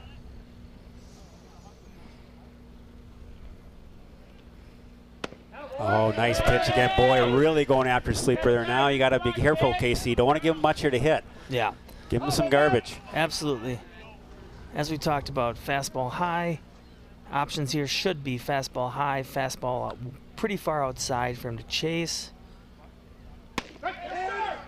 Oh, that was a call. It was right on the edge, Casey. Yep. Now, if they'd asked me on that, I would have said that was a strike. Yeah. But they're not asking me a lot about that. No, they're not. But that's exactly where you want it, right? A changeup's not a bad pitch to throw on 0-2, but the problem with a changeup is if you float it over the dish. There we go. Beautiful pitch. Boy, caught him that time. Boy, it's been a Burgum Sleeper battle today, huh? First baseman, number 23, Peter Whitey. I mean, it's toe-to-toe on the mound, and it's toe-to-toe at the batter's box. What a game.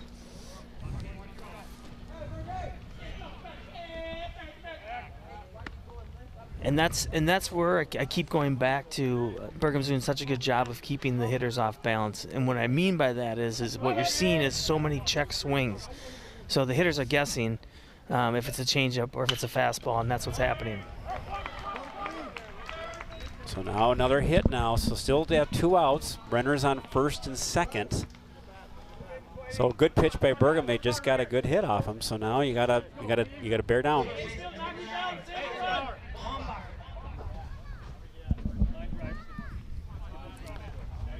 So now really, again, both Burgum and Sleeper really bearing down, but now bear down time for Burgum. Don't give him much to hit. Defense has to stand tall. This has been the fullest that the bases have been. You still got the 2 outs, and you still have a force in play. So the beauty of that is if you get, let's say, a hard ball to the hole, and if Byrne can corral it, he still can get that force out at third. Same thing with the hard shot up the middle to Amon or Byrne. They should have a force out at second. Good pitch. Boy, just confidence with that ball, Casey, tonight. Yeah, he's got a sharp curveball tonight. and he's got some good late break, and that's obviously what he's been relying on early and often in the count.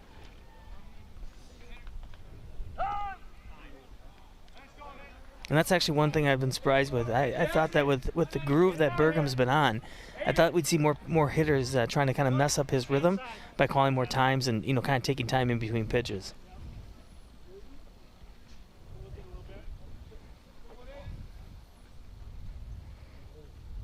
Beautiful pitch there. Got him swinging there. So now Casey 1-2. Boy, you can just kind of taste it now.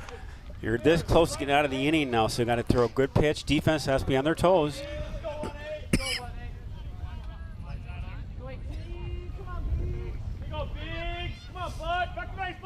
I see a changeup here, but it looks like it might go fastball high. Yep, changeup high. Yep. Nice throw, though. Nice pitch. Pitch count still low. Not bad, I would imagine. So yeah. Well, and neither team has had anybody up in the pen, so you got two seniors. You got your horses going. They're gonna earn, they're gonna earn this win here. Oh, good throw there. Good idea. Outside corner. Count 2-2. Critical part of the game right now, Casey. You teach him a screwball? Because that would look like it had some late movement the other way. I think his mother got a hold of him in the garage. Right.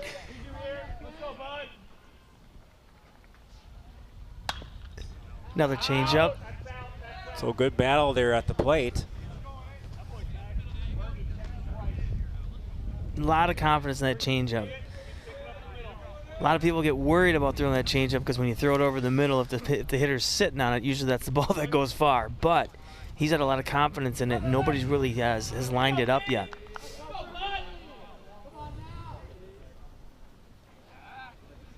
All right, good idea. Keep him honest. Yeah, keep him thinking. So top of 6, no runs, count 2-2, 2 outs. Big part of the game here, Casey, as far as, boy, it'd be nice to get this out here, to say the least. Yeah, absolutely. Go back into the dugout. You got your 3, 4, 5 hitters coming up too. Good block there, good catch by Ty. So now full count. Now I got to go at him now. Real good battle here at the plate. Now you got to gut check time. Yeah, it seemed like for whatever reason with Wambacher that they just kind of want to stay away from inside. So most of it's been middle of the plate out. So we'll see if they try to maybe come curveball in here. And they do, but just a little bit low, it looks like. So bases loaded, so big test here of the game.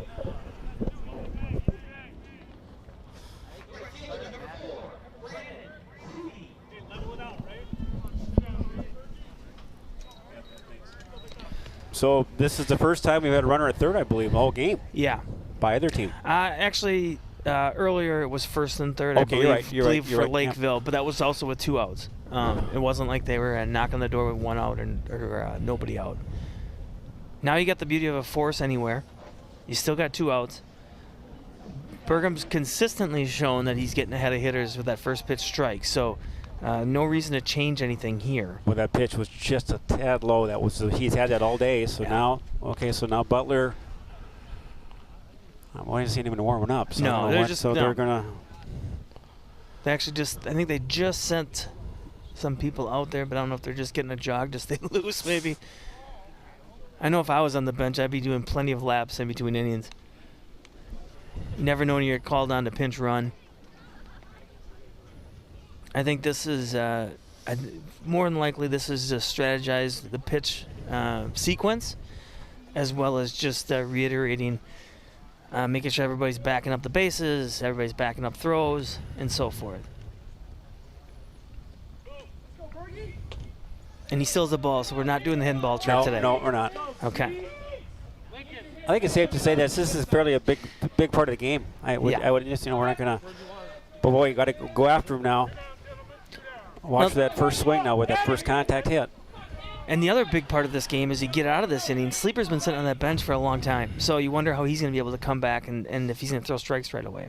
Good pitch by Berge right at him now. Here we go. That's a big pitch, Casey. Now you got batter thinking. Once again, off speed, changeup right away, first pitch. Sets up that fastball now if he wants to come inside here. Good. I got him 0-2 now. Critical now, Casey. Don't give him anything. No. 0-2. You got him where you want him. Get him to chase. I just, that's one I just never understood when you got bases loaded and 2 outs and you're going to try to do a drag bunt. It just seems like if you have to be perfect on that drag bunt to actually be able to get that run in, especially with 2 outs. I think you're basically giving away a strike. Oh, just missed. Boy, that was but nice spot. Boy, he's not missing his spots by much. He's exactly where he wants to go. Count 1-2.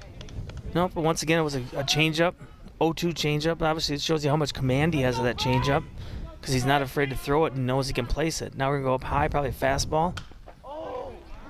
Boy, had him there too. Hanging tight. Lakeville North, they're not used. This is a team, Casey, that hits the ball extremely well. They score runs, and this is not.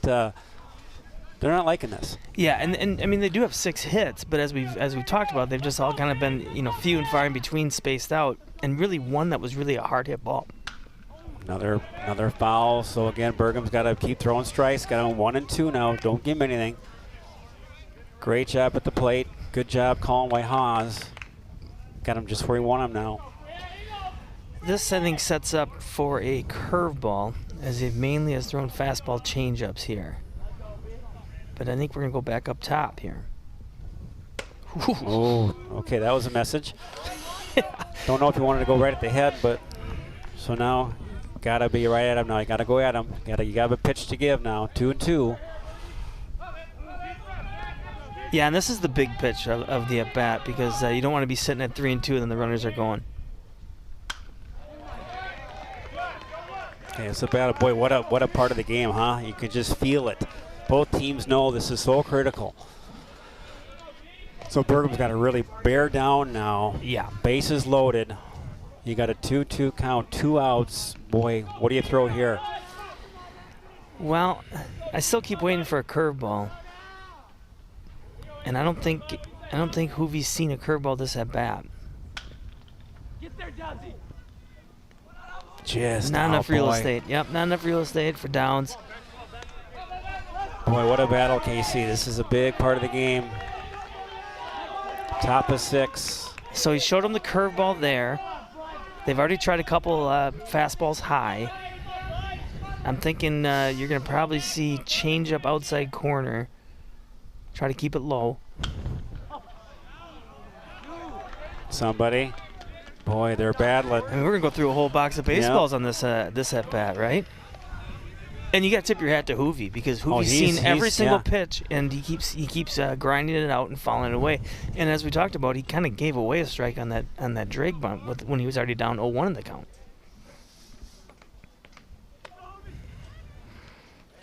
What a battle. What a battle right now. Such a critical part of the game. Can Bergham get another strike? Can he get that one in the zone? Hoovie battling.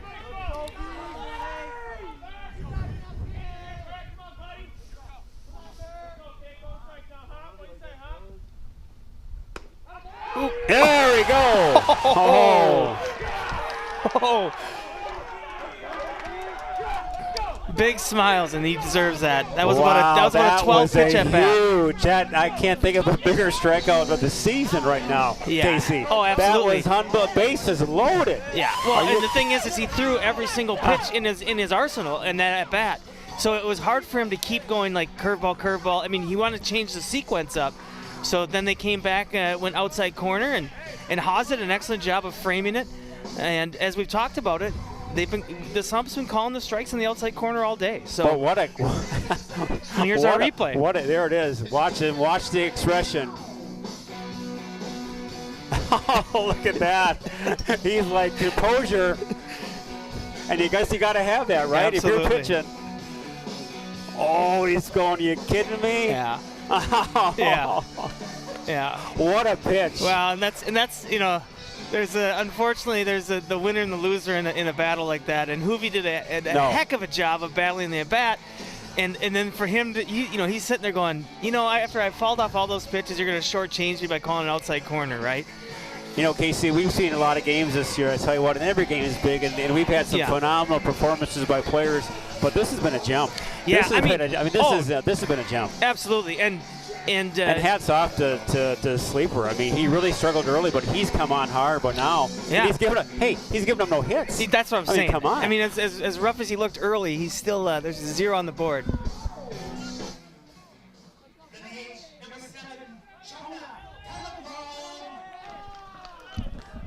So now you got to put some pressure on Sleeper, and he's got I'd say he's still got a higher pitch count, I would imagine, than Bergen, but now you got to put some pressure on him.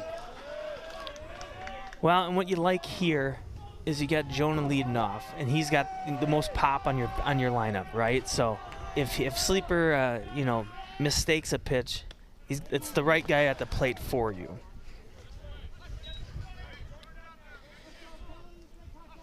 But I keep going back to it feels as if Eagan's been in control of this game, and they have 0 hits. Right. Which is crazy to say. Right. Yeah, it doesn't make any sense to say that. I mean, you look at the scoreboard, you're pointing 6 hits of Lakeville, you think, well, gosh, they're just owning them. Oh, absolutely. Well, but they've been scattered. They've been. And they have more runners left on base throughout the game than Eagan does. But at the same time, he just keeps battling. Hasn't really given in, and really hasn't had too many mistake pitches. He's been a little bit wild early on, but it hasn't been where he's hung a curveball per se, and then Eagan bats have popped it up to second.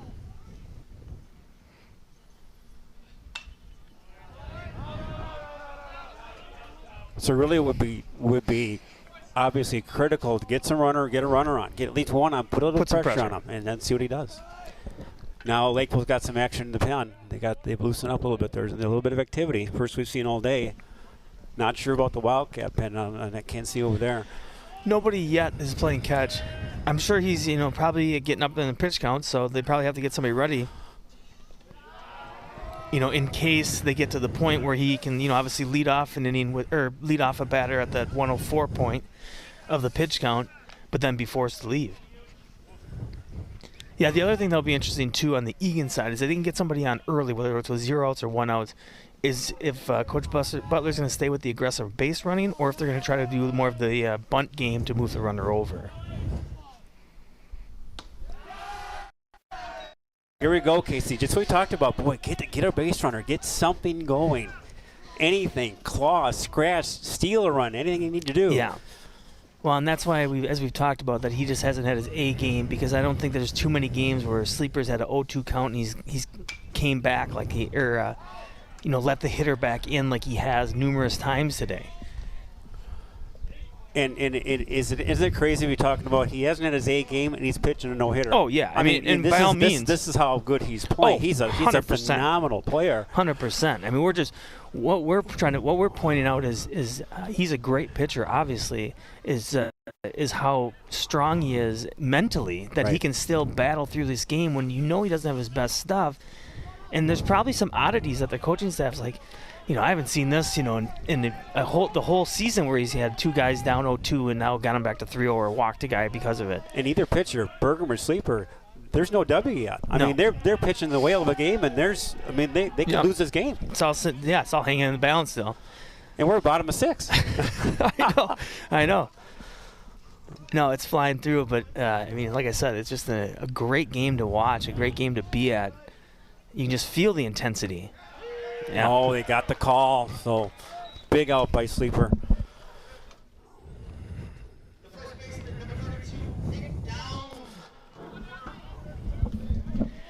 Yeah, and I think even before the pitcher was going to cross the plate, if he wasn't going to swing, you kind of knew that spot's been being called all day.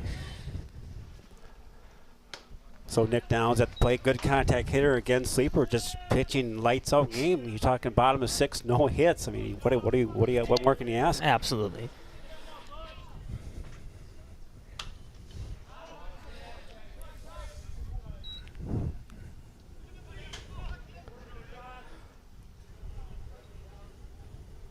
But he's a senior, he's their ace, and I'm sure he's been in plenty pressure-packed positions like this. So he knows, good pitchers will know. Oh, here we go. This is interesting. Yep. Now we have a runner. Now we'll do a pinch runner, I'm sure.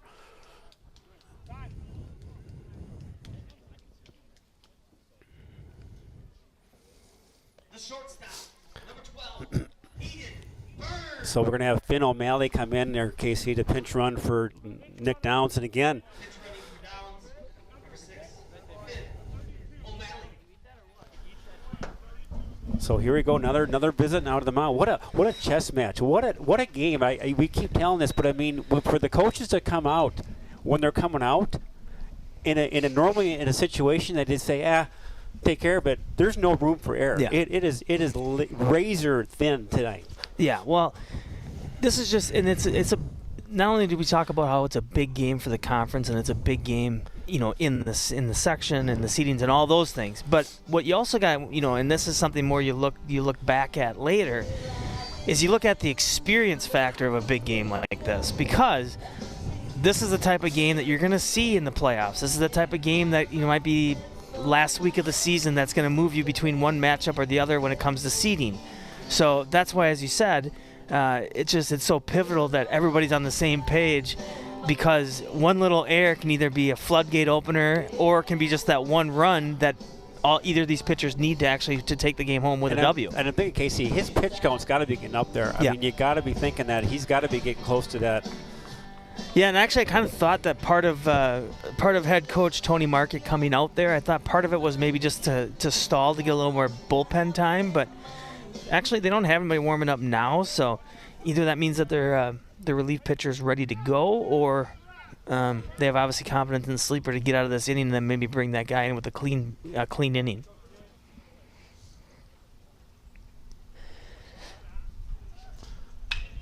There's a hit.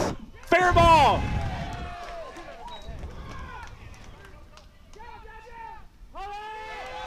Huge hit. Oh my goodness, that is a big hit.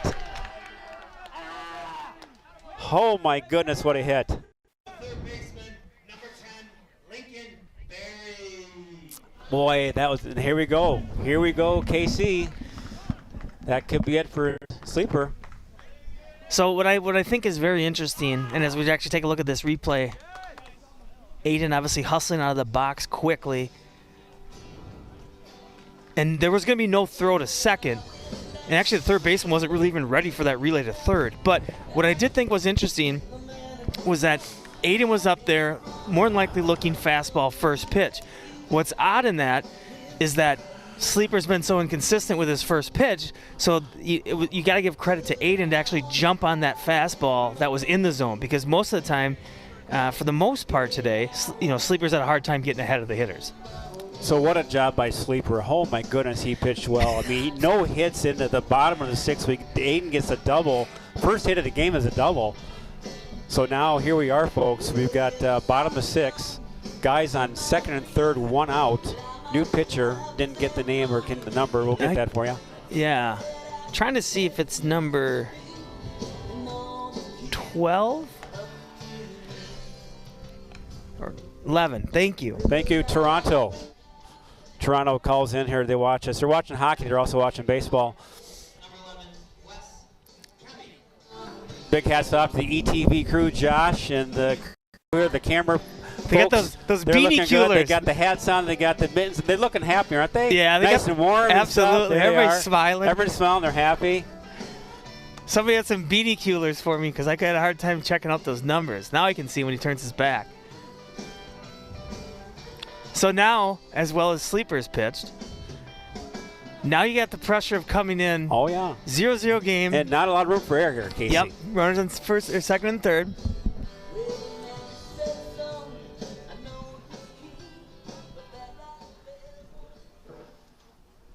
The third baseman, number 10, Lincoln Berry. So you got multiple options here. You let him swing away. A lot of times if they're going to do a suicide play, it's usually going to let this pitcher throw a strike first. Infield's in. So a lot of times if you see that runner go, that means it's on a contact play. So nice swing there by Berry, but really getting just so critical. Boy, you just got to take advantage of the opportunity. You got guys in second and third. First real pressure offensively with the Cats all day.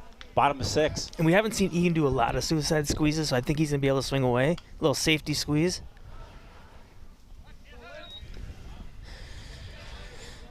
Hats off, though, to Kemming, because obviously comes in cold And right away through throws 2 strikes. And I didn't see much warming up. I didn't see hardly any. Yeah, I mean, he didn't throw long, that's for sure.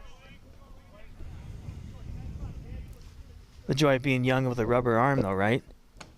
Good eye, good take there by Barry. Boy, pressure cooker by Barry, just a sophomore. So a lot of pressure here on these young kids, but they're playing well today. Good defensive play. You know, the tough thing when you bring your infield in, though, is you're susceptible to a bleeder.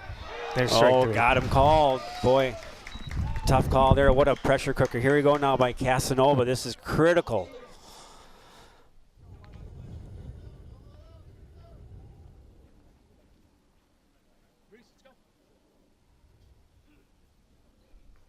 I'm not sure what they're switching up here. They're going to DH him. Or I'm sorry, DH are going to do a pinch hit. Looks like they got Reese Leitenberg, it looks like, coming up. Now, tough spot for Leitenberg now. He's been in that bench now. Pitch hitting, number 31, Reese Leitenberg. So probably going to have a position switch here, right? Yeah, right. Probably move. Leitenberg plays outfield, yep, so they move can Henderson maybe over to left. Put him in right. Yep. Boy, what a spot for Reese. I mean, he's been on there watching the game and trying to stay warm. Now he's finding himself in the biggest spot of the game. Absolutely. You got to get a hit. You got to get something. Well, and one thing that's nice with having a lefty on the bench is then you can set yourself up for a righty-lefty matchup, and that's what I'm guessing Coach Butler is looking at. Bringing in somebody that a curveball's going to come into him. So good eye by Leitenberg. And you got Ty Haas on deck. Boy, Ty be licking his chops to get on there with bases loaded, but Reese has got to get there.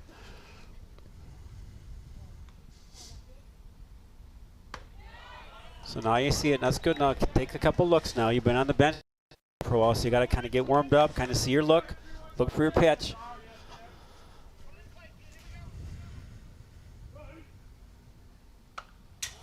Late swing there, got a piece of it, so now Reese has really got to protect now. You got to, it's a tough spot to be in, Casey. Boy, you're sitting there, and all of a sudden you're pulled up. And yeah, and pretty much what we've seen from Kemming to both batters is we've just seen straight gas. I mean, just the number 1. So probably looking at another fastball outside corner, see if he gets a call. Good cut there by Reese. Now he's getting the feel of it now, getting loosened up, get warm.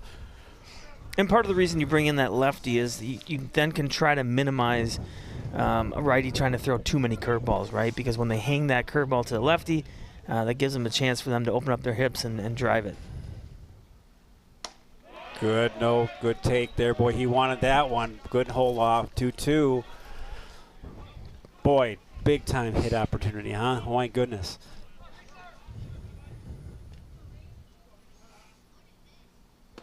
There it is. Got him. Yeah. Comes back with a changeup outside corner, hits the spot perfectly as they escape that inning. What a game. Yeah, you going back to that inning, you wonder if that was a safety squeeze by Barry, if that was maybe something Barry was just trying to do a push bunt on his own to get the runner in.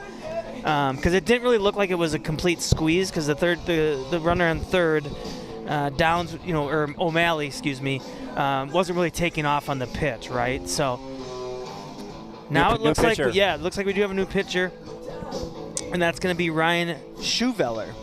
And Brian he's kind of been their closer in a sense. What a job though by Bergam and by Sleeper. I mean, my goodness, what a battle! What a battle they had. I know, it's amazing. Both those guys throw up zeros on the board, and just they do everything. They did their job. What more can you do? And their defense did their job too. Yes. It's just it's both teams obviously are facing ace pitchers and just had a hard time stringing together hits. Pitching now for the Wildcats, number 11, Ryan Schuveller.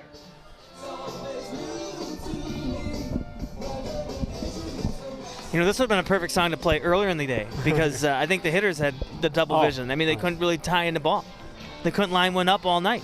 And there's a visitor to the press box. Julie Bergam comes out to give a critiquing Casey in the play-by-play. Absolutely. You got the winter jacket on and the hat, Casey. We're ready for snow. Well, I think we all are. Casey was asking us early in the broadcast, Julie, that it looked like Matthew threw a screwball or a corkball. Did you? I think you taught him that in the garage. Yeah. That pitch. Right? Yeah. And she gives the head nod there. Absolutely. There she goes. She's even gonna get some camera We time. got a camera maybe. time there. Absolutely. There she goes. There she is. Wave to the camera, Julie. The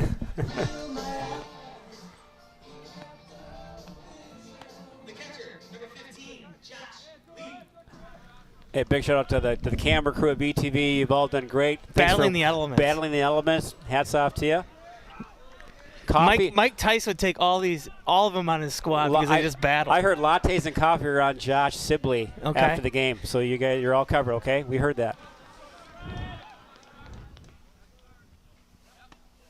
Nice pitch there by Scobeller. What a gem it's been. What a game, Casey, this has been. It's been just a phenomenal game. I mean, just all around. Well, and what's nice, too, for Chauveler right now is that he comes in a clean inning, right? Doesn't have to come in relief. He's able to sit there and throw those sliders. I mean, he's throwing back-to-back, sharp sliders. Completely different pitcher than Burgum. So now they've seen the lefty all day, fastball, curve, change-up. Now you're talking a whole different thrower. Yep. And he sets up that slider now. It'll be interesting to see if he tries to go fastball outside corner after he hasn't thrown one yet. And he does. But yeah, you're giving the hitters a completely different eye level and different sight line. And obviously you're going from lefty to righty. With all their lefties, though, it'll be interesting to see how much sliders he throws into their lefties.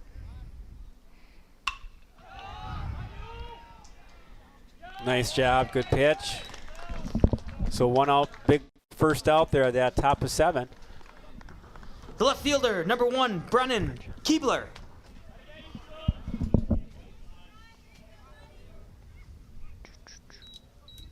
So Keebler up now for the mighty Lakeville North Panthers.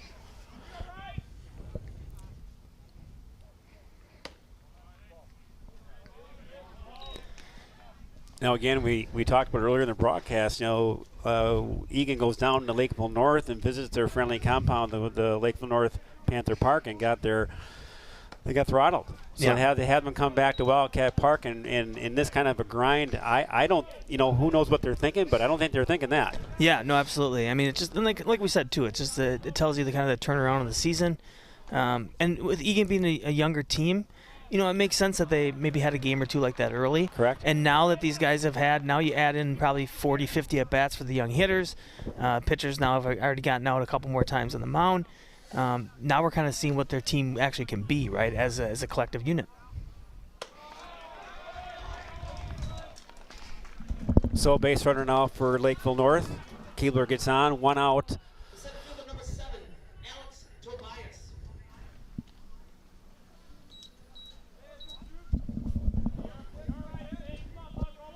So the interesting thing will be is, Keebler at the bottom of the lineup, if they're going to set him in motion, whether it be early in the inning. Now you don't have Burgum out there, a lefty, to probably keep a closer eye on him. Doesn't have a big lead at first, but he does go right away. And there's our thought. You got him. Beautiful throw. Nice catch. Great throw by Haas. That's a huge out there, KC. Big time out. Oh, absolutely. I mean, Haas did such a great job of getting rid of it quick and just keeping it on the line. And we're going to see the replay of it. I mean, just watch how quick he gets it. Gets that ball out. And keeps it nice and low. And nice job. What a throw by Haas and Bird. Nice tag out there. Ty spent a lot of time at MASH in the offseason working on his catching, working on his getting rid of that ball quickly. That was a big effort there by the Wildcat catcher, senior. 2. Well, we'll give him 2 strikes. Let's Absolutely. do that. No, and actually, Byrne did a good job, too. He actually kind of came in. I think he wanted to try to get that ball before it took a bad hop on him. So he did a good job of checking it, but then also gave himself some room. There it is. To make the take. Yeah, that was such a huge play by Haas, right? I mean, when you really look at it, and a good job by Chauveler too, right? Because a lot of times in those scenarios, a bad pitch outside, a ball in the dirt, and all that guy's on second, you don't even give your catcher a chance to throw him out. But just erasing that right away, erasing that threat early, was so huge, because it would have been such a different at bat if all of a sudden your leadoff hitter is up there and you got a guy on second base. And let's talk about this. The Wildcats, what a game they played. Now they got a chance to win this game, and they go up against their A sleeper. And again, Eagan playing Burnsville. Who they go up against? They go up against Carlson. Exactly. So the Wildcats have really hung on. Now, they got one hit, Right. but what a pitching job and defensive play by Eagan to be step and sleeper in Yes. the Panthers. Oh, absolutely. And like I said, that I'm going to go back to what I was saying earlier. A younger team, but it shows you that now the more at-bats that they've had, the more confidence that they've had, and they've been in more situations of a tight game, that they're not necessarily, it doesn't take them 3 innings to wake up and go, okay, we got a game today, and oh yeah, by the way, we're facing a team's ace, right? No, I think the boys ready to play today. Yeah, I think absolutely. that they were focused. I think the offense was there, the defense. The catcher, number 28, Ty Haas. So who's going to be the hero? Now we got an opportunity now for the Wildcats. You just got to get a run. You got to walk, get on, claw, scratch, steal the base. Take it home with you tonight. Anything you need to do, just get that run over, and it's over. Game over. Yeah, and I mean, really, all the balls that have been hit even to the outfield have been in front of the fielders, so nobody's really, really tied into one big. So it's not like you can live off or live for a double or a home run here. So it's going to be scratching out and clawing out, whether it be an infield hit, putting the ball in play, making them anything, anything, just whatever get it be on base and. Yeah, and if you get Haas in, Coach Butler's got some options probably to run, potentially, right? But nice job by Lakeville. Now they're coming at Haas. 1-2 now. Haas got to protect. I mean, they're not backing down. I mean, Lakeville North, it's been a game. It's been a game on both sides. They have not backed down, either team. Yeah, and as we mentioned, too, I mean, Kemming's done a nice job of coming in and just throwing strikes. A run there. That's the potential. That's dangerous. That's dangerous. Oh, boy, that was a potential there.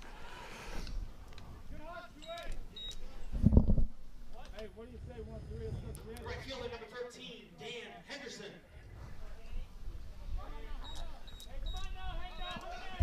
So Dan Henderson, now right fielder. Big time for a hit. Danny's got speed too in the bases, so get him on base. Have him cause some problems. Well, getting him on in any way will be huge. So then you flip the lineup back to the top of the order. Then you got one of your more consistent, at least as far as at bats go, and Jackson Amon.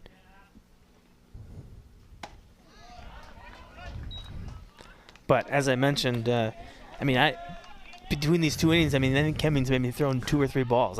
He's coming in lights out. He is really been relentless. He's just been hitting his spots, and he knows that outside corner is there for him if he wants to hit it. Well, you look at the scoreboard, 6 hits, only giving up 6 hits for Eagan, 1 for North. So it has been, I see a lot of zeros on the board. Yeah. So it's been a game. Yeah. It's just been a heck of a game. Good eye by Henderson now a 3-1. I think it's 3-1 count. Yeah. So now hitters count. Now really right now I say, take it, and then get on base. Just get on base. Use your speed. Just get that base. Well, it's got to be in your sweet spot. So it's a small circumference. There we go. There we go. So now it gets interesting, Casey. Second baseman, number 5, Jackson Allen. Boy, Jackson now, and the one you want to have at the plate now, a hot bat. He's been steady. He's aggressive. He can be patient and aggressive. Boy, good opportunity for Jackson. So here's a move that you may see, and we'll see if we see it or not. But I could see a fake bunt steal to kind of get some of the runners moving, or excuse me, the fielders moving, and then maybe send Henderson. Right now they've been 2 for 2 on stolen bases, so I feel like they have confidence being able to steal off either the pitcher or the catcher. And Henderson's in a pretty solid lead over there, actually. Now, again, we've said it now, Lakeville North, a very good offensive team. They can put the ball in play, and they've been held to nothing. So, again, this is a spot they're not used to. There he goes. Hard to know if that was a hit and run. It might have been. Hit him in the mask again? It looks like Jackson had a late swing. Looks like Jackson had a late swing, so that kind of gives me an idea that it might have been a hit and run. And maybe he wasn't even trying to actually hit it. 1-1 or is that 1-2? Is that it was the first strike? 1-1. Okay, thank you. So 1-1, 1 out. Bottom of 7. Can it get any more stressful, any more tense for you, Casey? And I'm glad I adjusted my medication for the game today. Right. Yeah, absolutely. No, just been a blessing of a game, to be honest.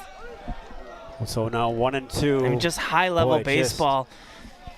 I mean, both coaches have to be just pleased that where it's at. But again, no one wants to lose a game like this. I mean, it doesn't. No. You want to get this one. Yeah. Oh, both teams, absolutely. Good jump. Yep. But now we got, again, contact. So critical.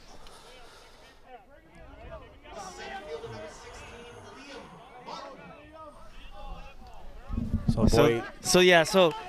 the tough part with that play was Henderson got such an amazing jump. And was that pitch? Was that a ball? That had to be a ball. The pitch was too close for Ahmed to not swing at all, right? So good eye by Liam. Now come on, now let's put some pressure on. We got on deck. We got Jonah Pellegrin. So we have it's exactly where we want to be in the lineup for this spot in the game. You know, if it was a 1-1 count, then obviously Jackson just lets that ball go because he knows that Henderson has the base. Boy, you just got to give credit though to the Lakeville pitcher. I mean, he's just pitching lights out. He's not backing down. He's coming at him hard. No, and Kevin's he's been primarily throwing fastballs. So I'm waiting for somebody to kind of line one up. There's a lot of speed. He held up. Was that a strike or did he did? That's a tough call for the ump behind the plate to call that one.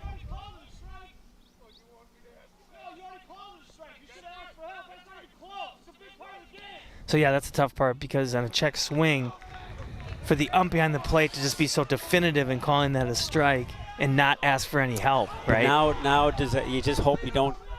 Come on, you gotta hang tight. Good eye, good eye, good eye. Here we go, boy, Casey. This has got playoff atmosphere feel to it. This is just an intense game. Yeah. 2-2. And the players want to play a game like this, right? Because every pitch matters.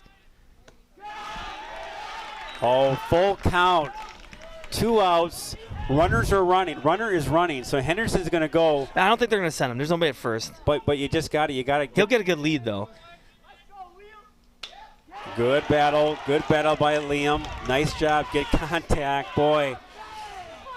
But runners are going. So you could any base hit that could score the run. Yeah, absolutely. I mean, you just got to. He's going. Yeah. Yeah, and Eagan's always has been aggressive on the base pass, so. Big at bat, Jonah Pellegrin. Here we go. What a game. Jonah Pellegrin, DH, and they're going to talk about this, as I think they should. Yeah. Well, the interesting thing, in theory, would have been if somehow if first base was open, I could easily see them just putting him on as walking him, intentionally walking him, right? Right. So the beauty is now they have to pitch to him, and we know how much time Jonah puts in the batting cages. So you know that he's been waiting for this situation all game. There we go, Jonah Pellegrin. Not what I've noticed most this year is he stays within himself, doesn't swing at a lot of first pitches. But usually when he does, he's zeroing in on a pitch, meaning that he's looking, if it's first pitch, he's looking first pitch fastball, and it's got to be in a certain spot for him to actually to untwirl on. Good eye by Jonah, 1-0.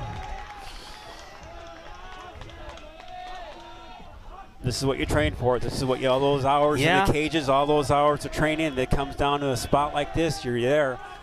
Take advantage of it.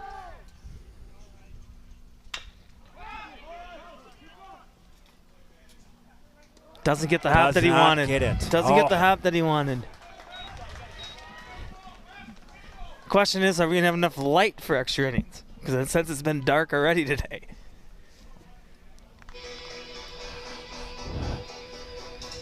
Now, one question is Schoveller, how much has he been stretched out this year? Is he a 2-inning guy, a 3-inning guy? He's usually 2. Okay. He'll go maybe 2 1/3, okay. 2 1/2, maybe 2 2/3. I mean, it's just kind of. So again, boy, you're hoping that you had opportunity, you had chances. So now you got another inning out of him for sure, maybe a third. Yeah. But after that, then it gets to be interesting because now you're pushing in your bullpen that you haven't ended before. Yeah. It's new territory. And you got a game tomorrow. You know, and you well, you didn't have to use a whole lot of pitching on Monday, No. so that was a benefit And to you had Eagan. Bergen that went Yep, 6 so late. innings. Yep. So again, so you're not into your other roles yet. But boy, you what a kind of chance. wonder in a game like this, is it going to come down to, who has the most effective pitching in a sense, right? Because if you can kind of, if both teams can basically kind of hold off the aces and then maybe the best relievers and then get to that next pitcher, that's when you might maybe see either, not necessarily floodgates open, but, some more hits, some more balls being sprayed around the field. Well, it was a pitcher's duel, and both didn't back down. Yeah. I mean, they both went toe-to-toe, Right. and here we are. No, absolutely. So, yeah, it'll be interesting to see. Chauville now is going to probably see a few more lefties, so it'll be interesting to see if he throws that slider early in the count. I've got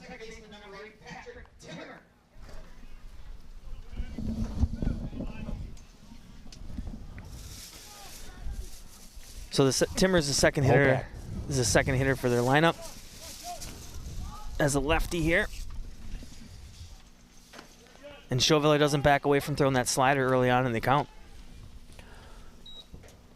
so top of 8, no score. It has been a It's been one of the best games we've seen in a You don't while. want to say it. Yeah. I will say this is an instant classic in the South Suburban. I mean, it's been that kind of a game. I mean, it's just been phenomenal defense by the players. Yeah. Pitching lights out, and there's been no errors. Yeah, I mean, really, the only thing that's kind of, I guess we would say, well, the two things that have been missing from a game like this has been either, the amazing diving catches or, amazing plays, or, the home runs or the doubles. We had the double by Byrne that broke up the double or the no-hitter. Other than that, The though, only it's just been a double. clean, We've had the one double, and then clean game. Well, Sleeper and Bergam, they didn't allow it. I mean, Exactly. they just threw that kind of game. Yeah. And again, by either pitch, neither will get a decision. They'll get a no decision, but maybe it's only fitting. Yeah. Because they both pitched a whale of a game. Yeah. Well, and it's just also been, both pitchers pitched well. Bergam had his strikeouts early. Sleeper had a few late.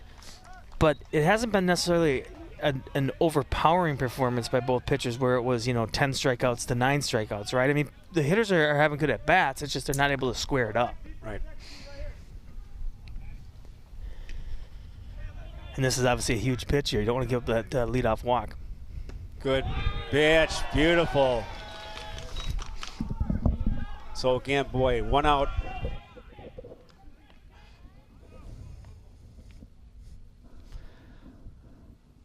So who do we have up here? So Baker up now for the Panthers.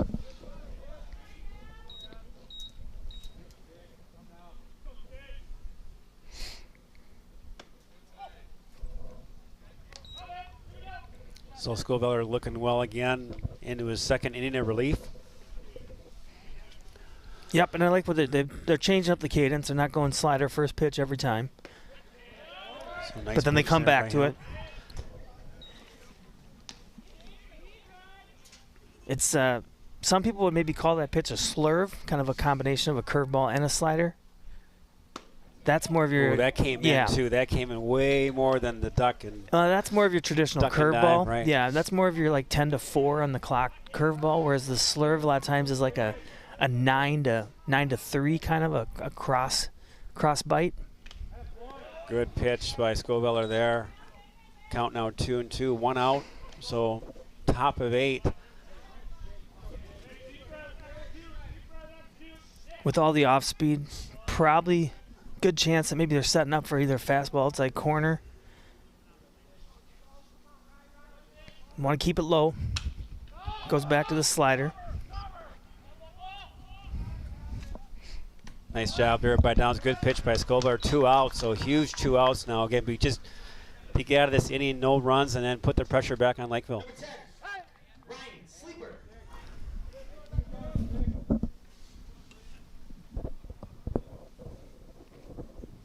So I think. So Sleeper Yeah, stays. so I think. Well, no, I think They what can't. He's got a. he's re-entering. I think. Oh, he can re-enter. Okay, So they're going to so re-enter him back in for the pitcher's spot.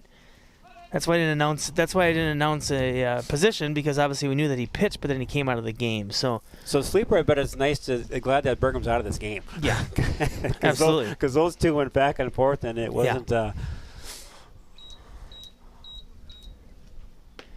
But what a game by Sleeper. I mean, he just can't. He gave up one hit.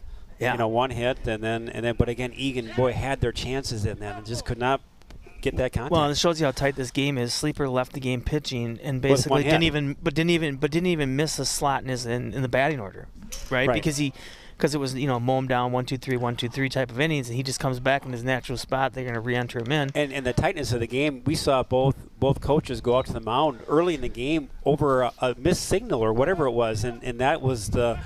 Yeah.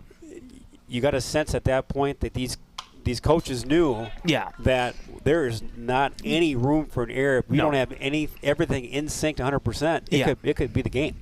No, absolutely. Because you never see Butler go out that early, or you never see the other coach go out that early. I mean, it was especially with your ace. Yeah, you're right. You're not gonna and both were out there, and they were having some heated conversations. Yep. Sits down on it nicely. Downs nice does. job by Downs. Another quick inning for Schoveller.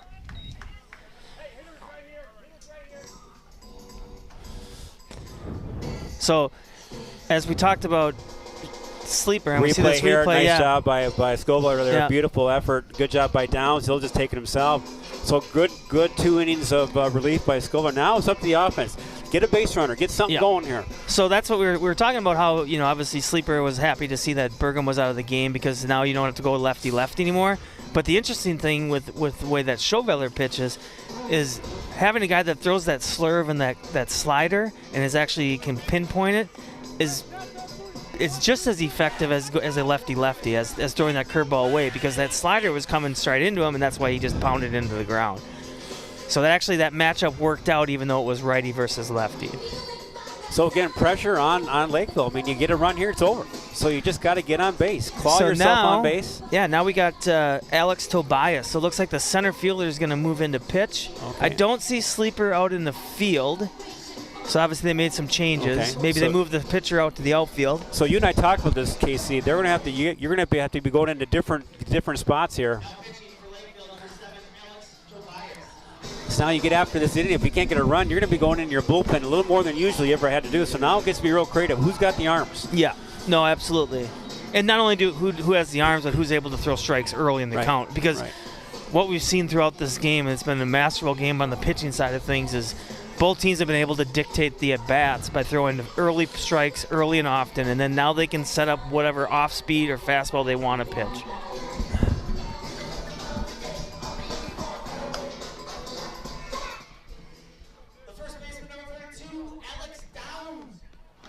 All right, Casey, got your good luck charm here. We're going to you got the Wildcat Nation mascot somewhere. Maybe we can do a couple of chants or something here.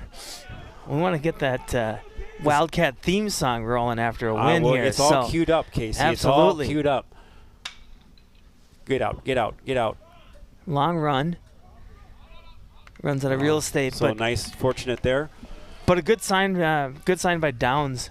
New pitcher, hasn't seen him before, unless he faced him obviously the first game, but jumping right away, looking fastball. Ready to hit. Especially late in the game like this, as a hitter, you want to be able to dictate what they're going to throw to you, as opposed to sitting back and having to react all over. So Nick Downs all over that pitch here. Just got his up down 2. Now 0-2. He's got to claw, got to dig, got to protect.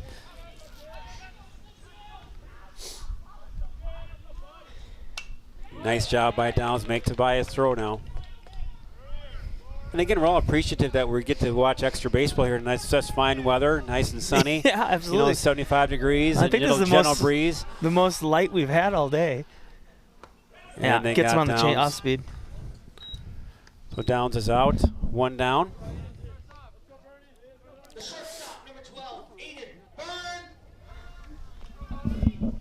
So nice job by Tobias coming in, gets that first out, which is critical. But Bird now, get that big double, only hit of the game for the Wildcats.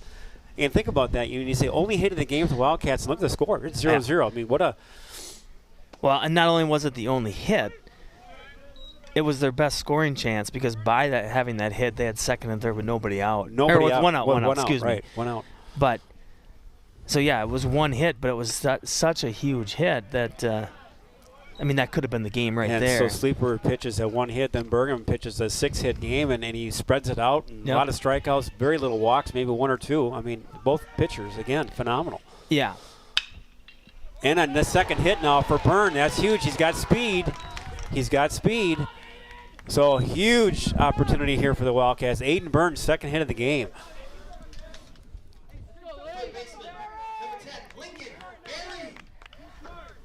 So Barry's been in the spot before, Casey. He had a chance now earlier in the game to send it away. So now another chance here to get that opportunity now. You know, it's rare you get 2 chances in a game to end it. Yeah. So nice job there by Aiden Byrne. Replay there. There's a hit now. Again, second hit of the game. Both hits for Aiden Byrne for the Wildcats. So good decision not to go. But again now, Luke Casanova now. Huge, huge, huge. So again, you got wheels on second. You got speed. Yep. So do you, I don't know, boy, do you. Well, you got 2 outs, so you got. I mean, it's going to have to be on a hit. But what I did think was interesting by Tobias was he was predominantly going fastball, fastball, fastball, fastball, and then on Burns actually, he finally started off a hitter with a curveball. Goes back to the fastball here. So for the most part, Egan's able to sit there and go, all right, if the fastball's in the zone, he's been leading us off with fastballs, we can jump on that.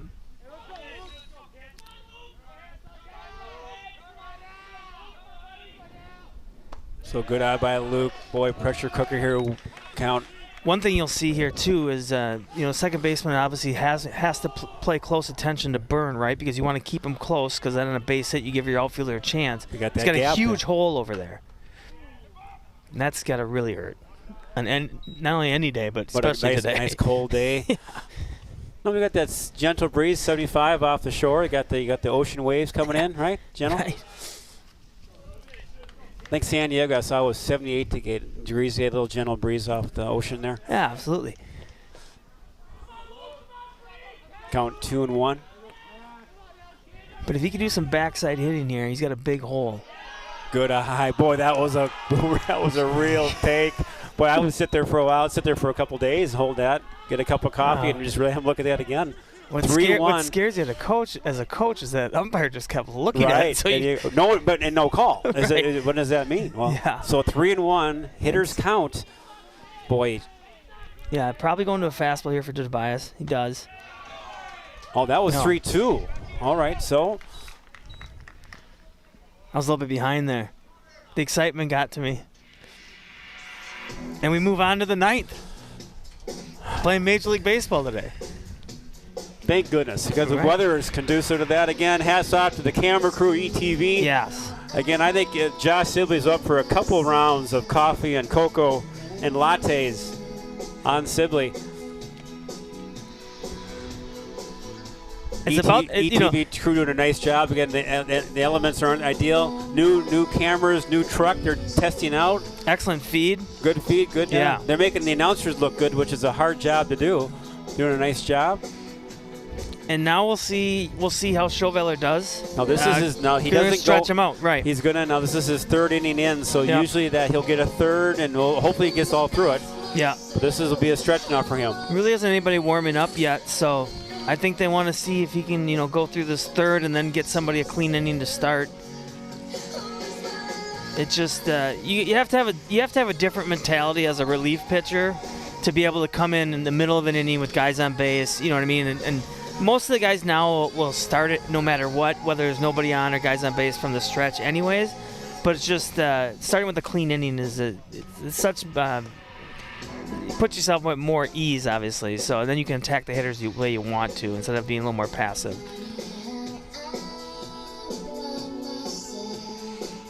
And then Lakeville's going to go 5, 6, 7 hitters. So we're going to have Tweedy and Wambacher and then Hoovie.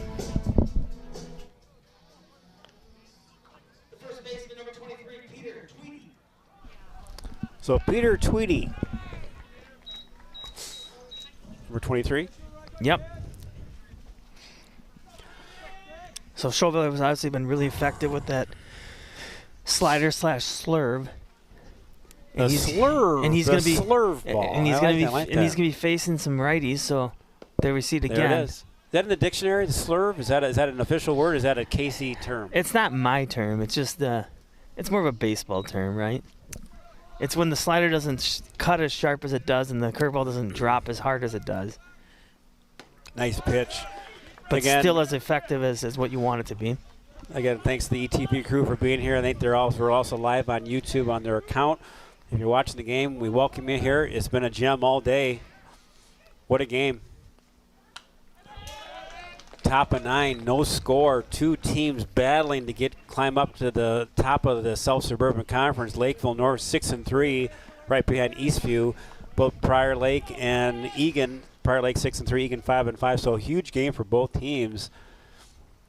You know, they're battling for that supremacy in the South Suburban, but not just that, Casey, but also section seating. Yep. So they're fighting for some high seeds in section because section play isn't that far away. Well, yeah, absolutely. And then you got those funky equations of what they call the QRF, which ends up seeding you. So a win like this would be huge for Eagan's QRF down the road. And I wonder, did they look at the score of the game, or is it just one loss? I mean, will they dive in a little bit more and say, okay, whoever wins this game, yeah, what a game? So I think they take the score out of it because I think they know there's so many random factors. As we'll see if Downs has any room, but I don't think it's going to. No, it just comes out. Good hustle by Downs and Ty Haas. But I think a lot of it goes into like opponents as well as, their overall schedule, things of that nature. I think they kind of take that score away because, they realize in baseball, right, you're going to have some games where you might win 16-5 and then, you might have a down game and lose to a team that, normally you should beat. So. But it'd be a big win against a quality opponent, obviously.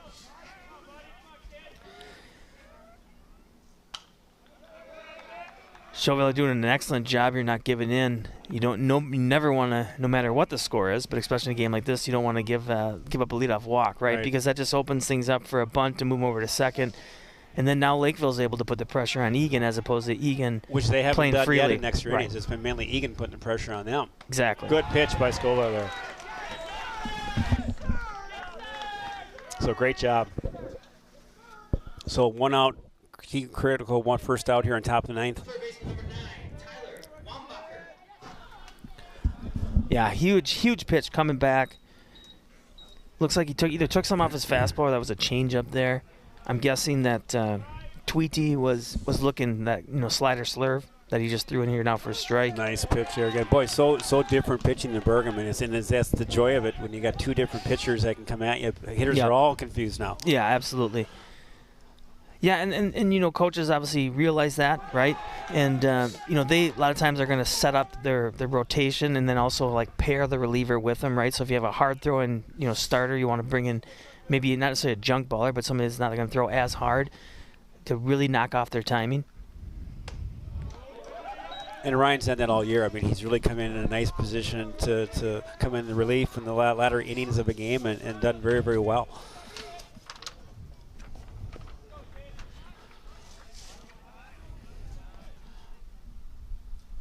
Nice pitch, beautiful pitch. 2 strikeouts. I mean, just froze him on that one.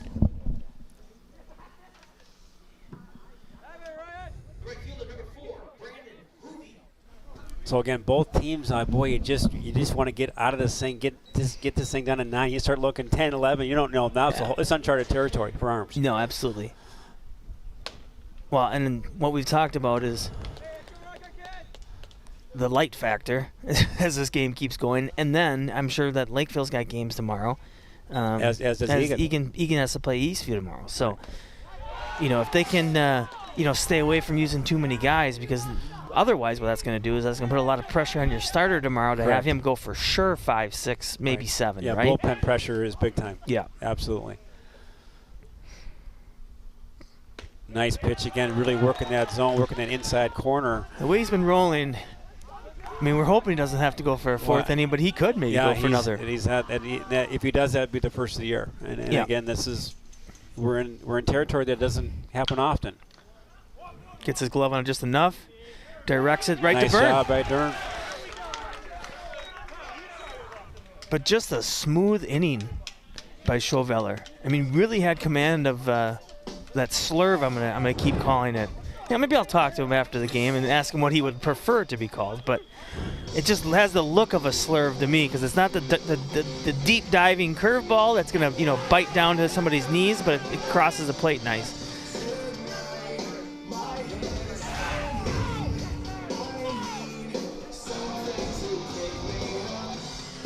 So really, what a game, what a phenomenal pitching job by both teams. The relievers coming in, throwing lights out. I mean, it's just been a game, no errors. I mean, it's been clean, it's been crisp. And you can tell too. Both teams, the kids are loving it, right? And we're see the replay of it. Just got his glove on it, so good reaction. And it was just not enough to delay it, so they get on base. Yep, absolutely. So now, really critical. Boy, get some pressure on the bases and take your chances. End this thing. Yep. Steve, Coach Butler and I play for the same college coach, and in a game like this, he'd always, he's come in and say it'd be a fun way to win, right? So everybody enjoys those walk-off wins. That seems like that can carry you as a team, and especially a big win against a very quality, top-of-the-league type of opponent in the Panthers. And, like we said, too, Haas has got some pop. We're not saying that we're calling a home run shot here, but he could roll out a double, right? Well, you get a double, you get someone on second base. Now here we go.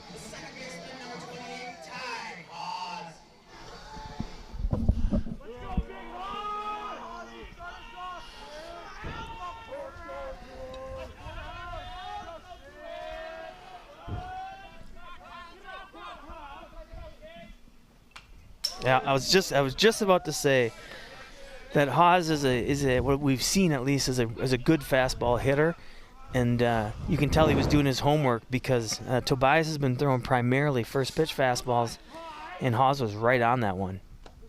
Good eye by Haas. Now again, Casey's so critical. We have had consistently runners on in these extra innings and just have not been able to capitalize. Here again, let's put some pressure on Lakeville North. Absolutely. If you can get Haas on too. The other beauty is with Henderson coming up behind him is if you do put the bunt down, Henderson being a lefty, if he can, he can angle that bunt down third, you might be able to get a base hit. So count 2-2. So Tobias a little bit with that low zone there, so you got to be careful with selecting your pitches because he's a little controlled now. See if Ty can get on base or get another ball here. Nice job, nice hack. So nice job there by Haas to stay alive. Our hitter's got to keep that away from our fabulous camera crew there. Camera crew heads up, we have a hard hat for you. On the first base side. I think she's frozen. She didn't even move. I think if it could have hit her, she wouldn't have moved. It just would have been frozen solid. I'll do the old Taylor Swift and just shake it off, right? Another good job by Haas, battling. Bergen went through this a couple times earlier in the game. They had some long battles at the hill there in the plate.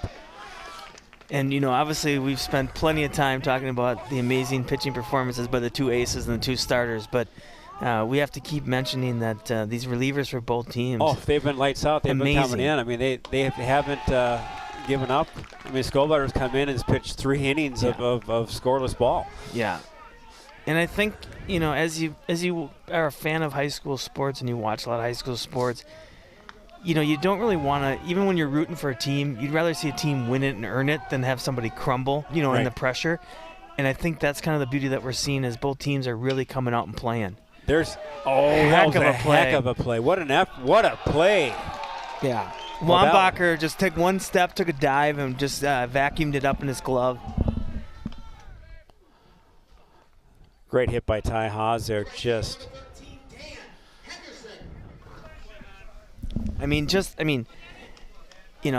Haas there, you as a hitter, you just feel like you got cheated because he had such a good at bat. You hit the ball square on the screws, and Wambacher, who's probably that might have been his only play of the day, makes a heck of a play, dives, scoops it up, vacuums it up, and then obviously makes a nice throw at the same time. So got one out now by Eagan. Henderson at the plate. Now again, get on base. Henderson's got speed. Nice pitch there by Tobias. Again, and to your point, Casey, both Bergman and Sleeper pitched awesome, but again, the relievers, Scoveller, Tobias, Kemming. I mean, they've been just lights out as well. Yeah. It's been a pitcher's game. Yeah. And to have a reliever come in and be razor sharp like Sleeper and Bergam, they're doing it. And that's a tall order. That doesn't happen. Yeah. Yeah, I mean, I think both teams were probably thinking once both starters were out that they could take it a little bit easier. The second baseman, number 5, Jackson Amon. So Jackson Amon now has a real hot bat. Now he's been kind of held at bay today, but most hitters have today. I mean, so now he's going to try to get on base, 2 outs. Got to make something here. But yeah, I mean, there really hasn't been any drop-off from the starters to the relievers, and that's all my point I was making was that, I bet you both teams probably got pretty excited when those starters came out of the game, and the relievers have done an excellent job. Nice play by Tobias, step and throw. So here we talk about it. Now we go into the 10th inning. Unbelievable. Run on a scoreboard. Just a heads up.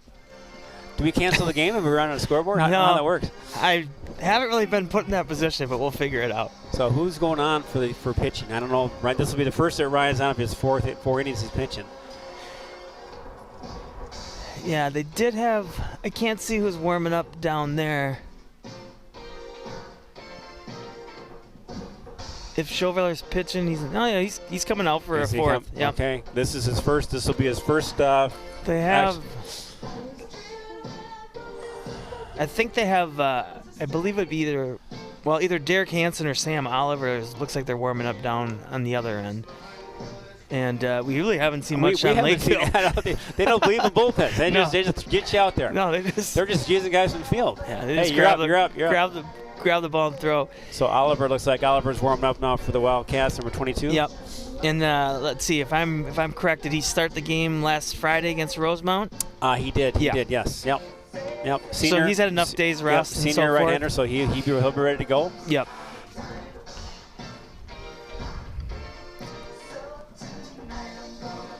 And you got a little Purple Prince action going. Little Purple Rain, Absolutely. So yeah, so Chauveller, obviously they're stretching him out. I know that they like him to be more of their closer, right? Yep, that's his closer role. But he's been so effective that it only makes sense to try to squeeze another inning out of him, right? This is uncharted territory. Yes. See, you gotta do what you have to do. I mean, again, he's pitching well. I think if he gets in trouble, then you may not. We'll see. The catcher, number 15, Josh Lee.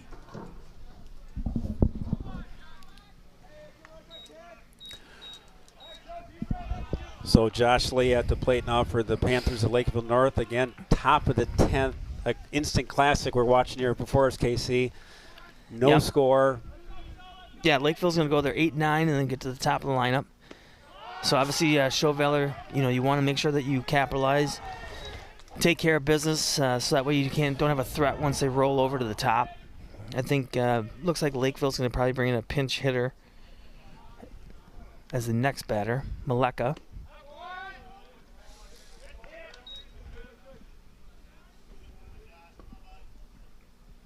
A game that you do want it to end, but it's just been so much fun that you just you feel like you just could just stay like this and keep going. Both teams. There's that lead-off hit. That's a hit. That's going to be, So now, here we go now. We're going to see, and again, Ryan's done a phenomenal job all year.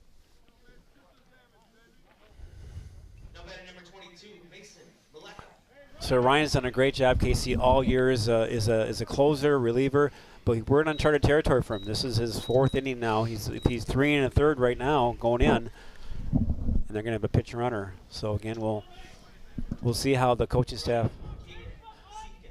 So Seekin in now for Lakeville North. They know the importance of any runner on base. They will steal, claw, whatever to do to get something across the plate. Yeah, and it seems as Siefkin is their speed guy, as he's pinch ran now, or courtesy ran, I should say, for the catcher now twice. So the interesting thing will be is will they put him in motion on a steal? Do they play it more conservative, try to get the bunt down? The big thing here for Eagan is just not to rush anything and just make sure that they make the play, make the easy play, right? So if they're going to give him an out, get the out. So Oliver warming up now for the Wildcats, number 22. So we'll be interested to see kind of what happens with that as far as when that changes, if that changes at all. But again, every play so critical. So again, 1-0 now. You want to see.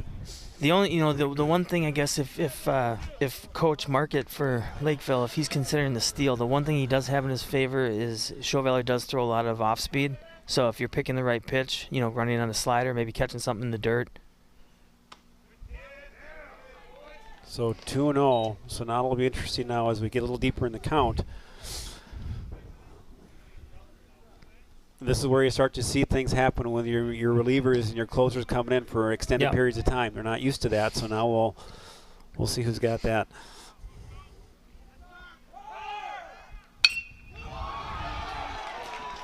Yeah, so he puts them in motion like we think. Actually waited a few pitches. I thought he might wait till there was a strike. Now we're going to probably be looking at a bunt situation with the leadoff on. So now their question is going to be, at what point do you look at a... So they're going to have a little discussion. Coaches are not coming out yet, so the coaching staff is going to stay where they are. No outs, runners on first and second. But this is where you tend to see some things happen when your relievers come in and they do a phenomenal job, but they're not used to going 3-4 innings. Yeah.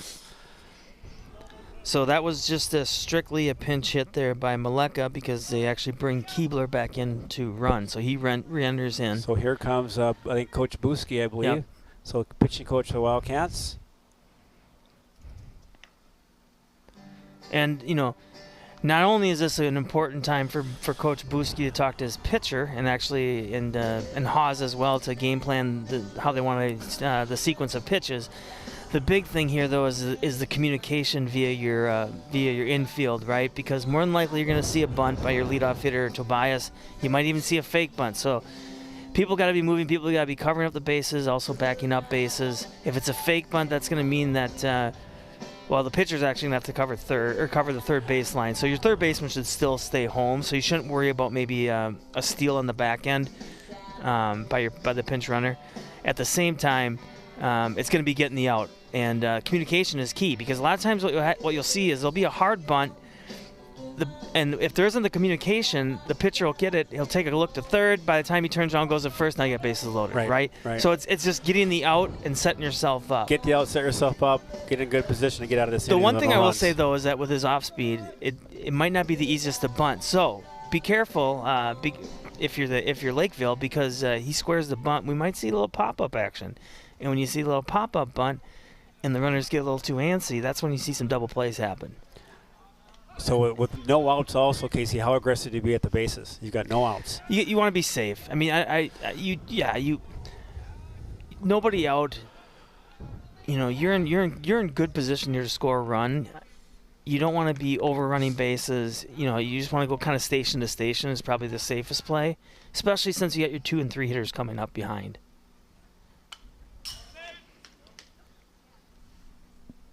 So we're talking about the game within the game. Coach Butler and Eagan basically put on kind of a play there, which could have been risky if he actually hits it right to Aiden. Right, because he's gone. He goes to third. Because what they were doing there is they weren't afraid of sending that third baseman in. Normally the third baseman is going to stay home, and as you can see, Lincoln Berry's actually giving the defensive signals from third.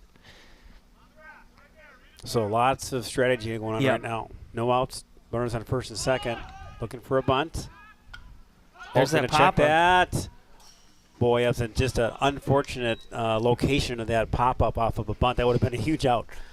But the key there now isn't now we're sitting at 0-2. Right. Now, you can't put it past a coach, especially if you have a veteran at the plate and somebody that you trust with good back control to do the bunt again. But it's such a risk to bunt it foul, another time and then, basically have a strikeout. But to get that runner at third, I mean, what will you do to advance that runner? I mean, which has been such a premium as far as runners on third. Yeah. And that's what I was saying, that Chauveler not throwing a lot of fastballs is probably a tough pitcher to actually get a clean bunt down against. Good waist pitch. So 1-2.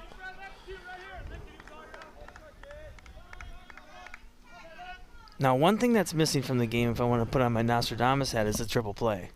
Well, that'd be nice to have now. That's a good call. We'll take it. I mean, line drive and step on some bases.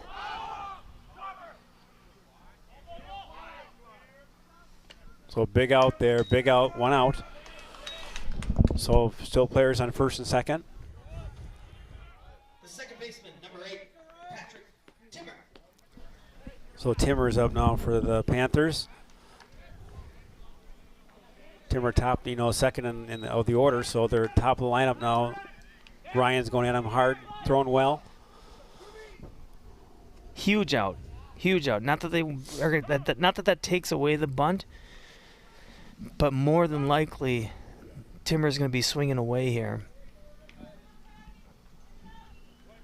And you just hope that you can kind of keep runners at bay, or at worst that they get to third via tag, maybe on a pop-up. So nice pitch there. Aggressive throwing. Keep the batters off their toes or on their toes. 0-1. Again, top of 10th inning at Wildcat Park.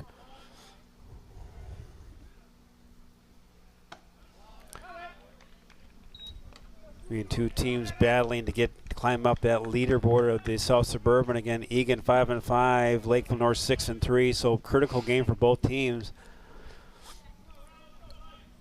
And both teams aren't backing down. Yeah.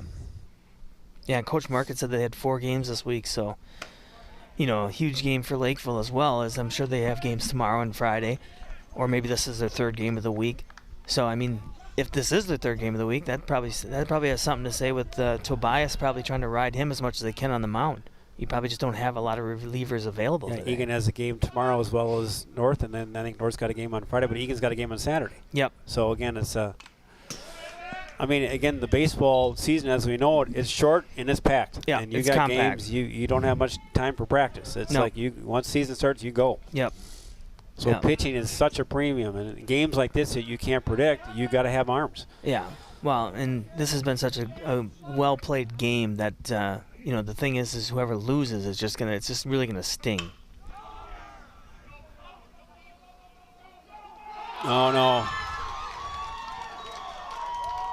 That got by Casanova, what a hit. So big double. By Timmer. So Timmer battled hard and got past Casanova. Tough play on the outfield there, couldn't get to it.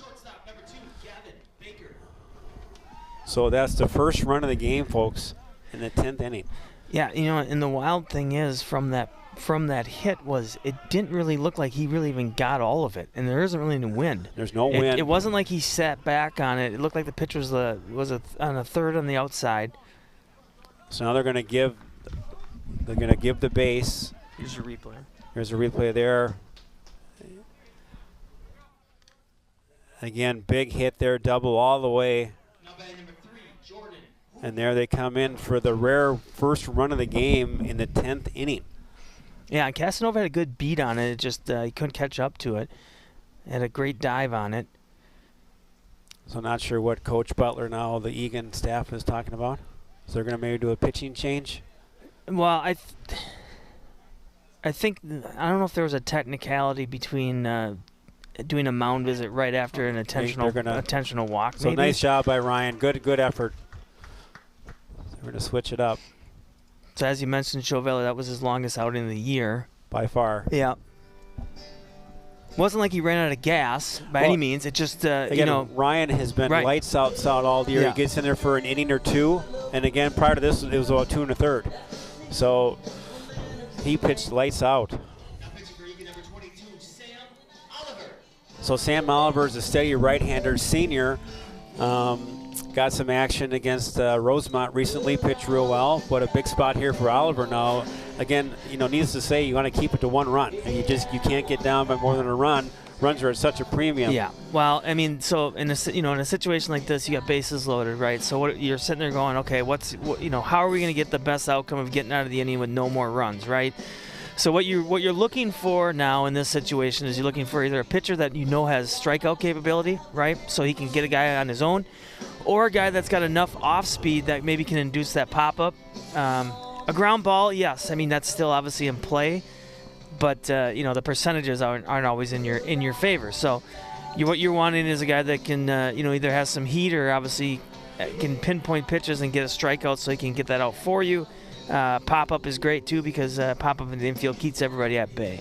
And Sam has pitched well. You know, he's a good senior, good strong kid, so he had a good outing against Rosemont, pitched well, and he throws strikes. And again, tough spot to come in the 10th inning, bases loaded, 1 out. So there is no room for error. But I think as a coach, you're obviously a little happier to throw a senior out in that position than obviously a sophomore or junior or somebody that, right? But and lucky to have a senior option. Yes, but at the same time, like we said, it's gonna be a tough spot. And can't say enough about Ryan's performance. You know, Ryan comes in here after Bergman. He just threw lights out, gave up 1 run in 4 innings. So.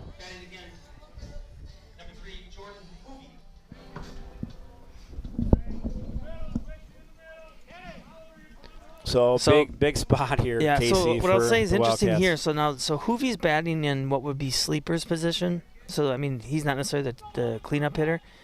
Now you bring in a pinch hitter here. What I always kind of was not wonder but look for is, is this guy a good bunter, right? So say squeeze bunt here. Some you know. So is this because you got one out. You got one out. Right. So you got an out to play with. Yep.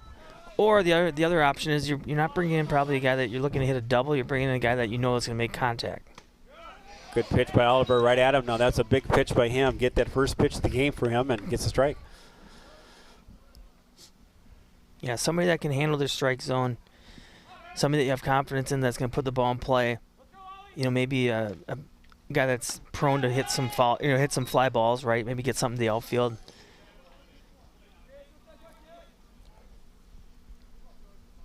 As you can see, you got the middle infield playing back, so they're playing for that double play. Corners are up. Hot shot at them. They're going home. Good pitch by Oliver. 3 pitches, 3 strikes. A good job by Sam to go after his batter. So big out by Oliver. The first baseman, number 23, Pete Twitey. Pete Twitey. Well, I mean, that's exactly what Coach Butler would have wanted right there, right? Is you bring in a guy that can get a strikeout, and he does it on 3 pitches. Ooh, good pitch here just outside. That was a ball. So, again, top of 10. North gets a run, 1-0, 2 outs.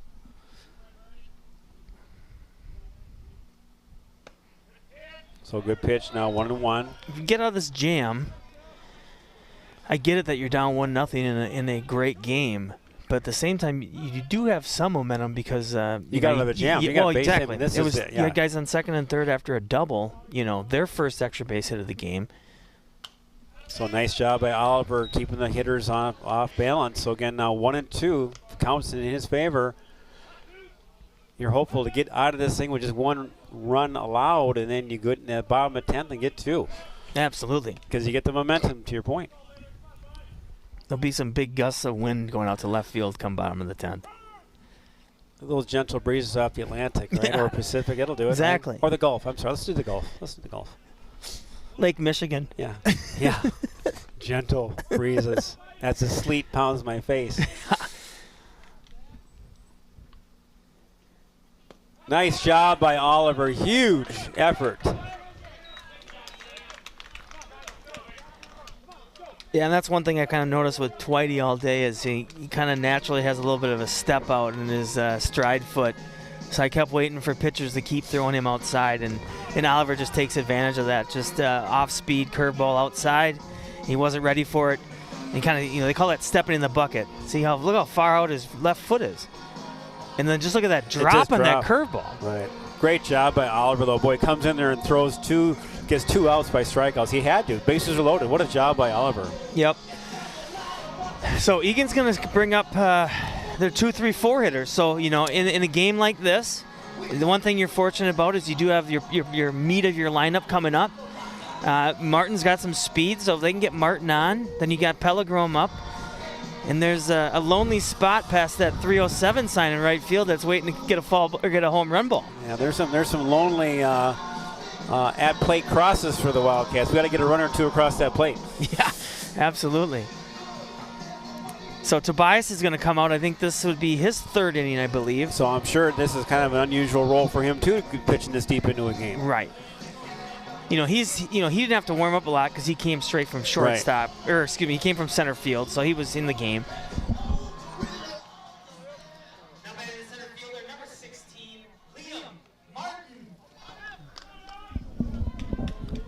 So I think, this wasn't on air, but we talked about this on Monday, and we talked about Liam Martin, freshman, already had 2 starts underneath his belt on the mound. Now he's playing some center field.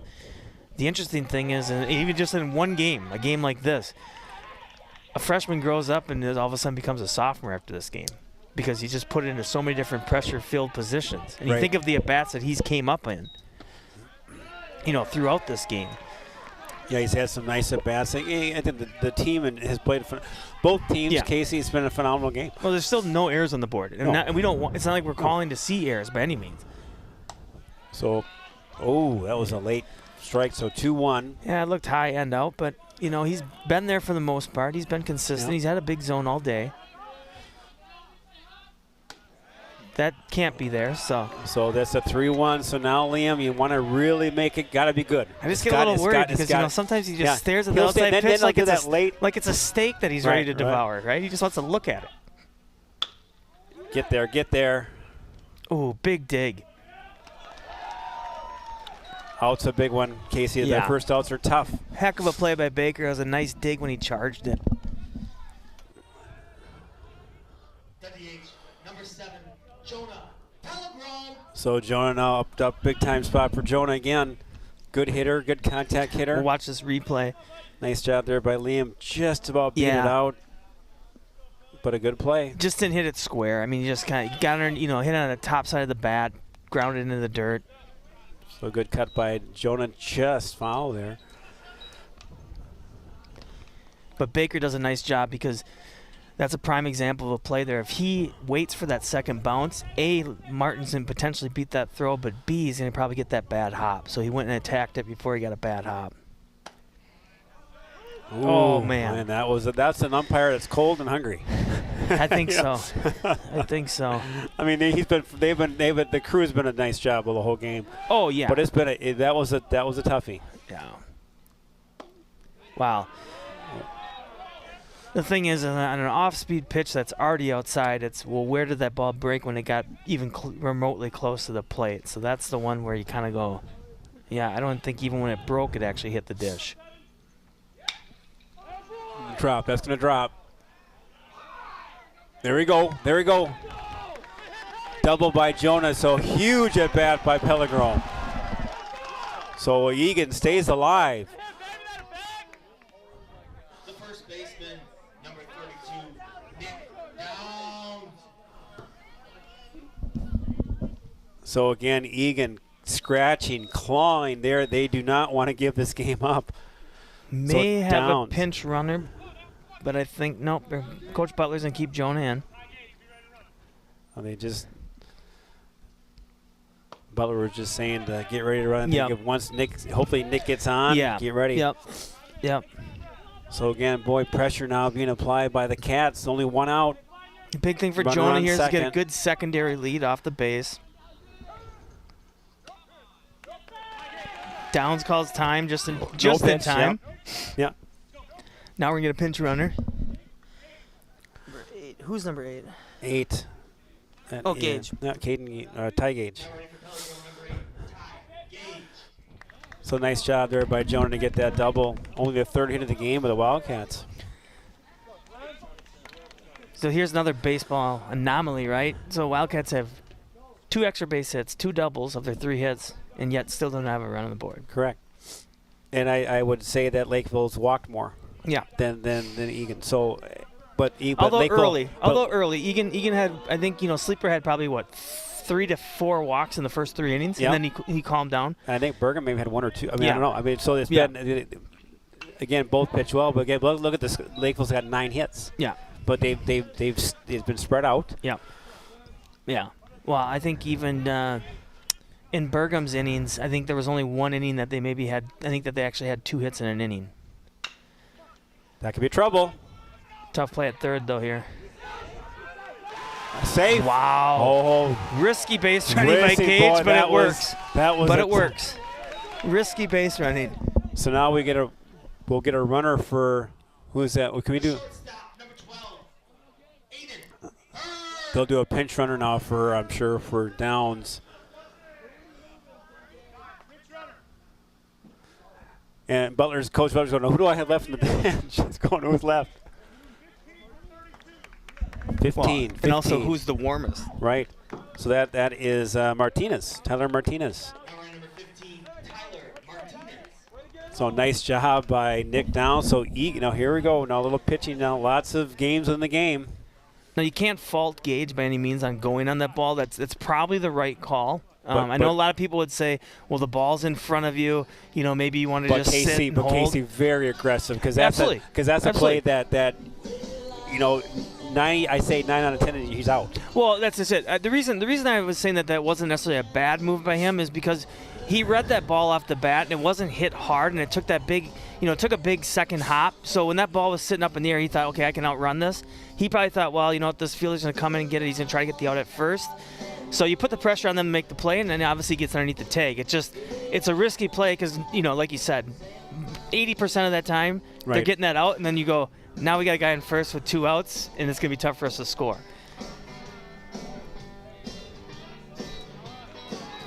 Now for Eagan, okay, you have up your hottest hitter of the day because Aiden Byrne has 2 of their 3 hits. Yeah, so he's a great spot for Burns. So do you send Martinez? Well, I mean, how aggressive do we go here? Wow, that's just it. I mean, could be a wow, double what play ball. Unbelievable. That's Unbelievable. game. So Unreal. the wildness in that play was his first pitch, Aiden swinging, hits the ball square, but Baker, who's been playing a great game at short, stays with it, chests up to it, gets the hop, and then quickly turns to double play. What an ending to a game. Let's watch that show the replay. He got the hop, almost should have been over his head. Wow. And he reacts to it and gets the double play. The amazing thing by Baker on that play was that, 2 more inches that's going off the top of his glove going into left center, and then Martinez is sitting on third, maybe even scoring. But Baker has played a solid game at shortstop all day. What a fun day. What a great game. We're going to watch Byrne. It's a close play at first. The first baseman did the first baseman did. Here's a replay. Watch this. Yeah. The first baseman did a good job because from our spot it looked like he might have pulled his foot, but he just kept that on just the corner of the bag. Boy, what a game though. I mean, this is an instant classic. I mean, you can't ask for 2 teams that play better. I mean, it was just an amazing baseball. Yeah, and you hate to see anyone lose. Well, and not just because it's Eagan. And it doesn't matter. Even if Eagan wins this game, you feel bad for North because they both played well. Yeah, but I think the biggest thing if you're on the Eagan side, right, is you stayed in the game with only pretty much 2 hits for most of the game, right, and no hits for a good chunk of the game. And what you did is you even instilled even more confidence that we can play with anybody, and then you also let North know that, hey, we're ready to take this conference and we faced their ace, and their ace went out first. Absolutely. So we knocked their ace out. We do that. So what a game here at Wildcat Park. Jeff Berg and KC Lux here with the call and the play-by-play color commentary. Thanks for watching. Thanks for listening. Final score, Lakeville North 1, your Eagan Wildcat 0. Take care.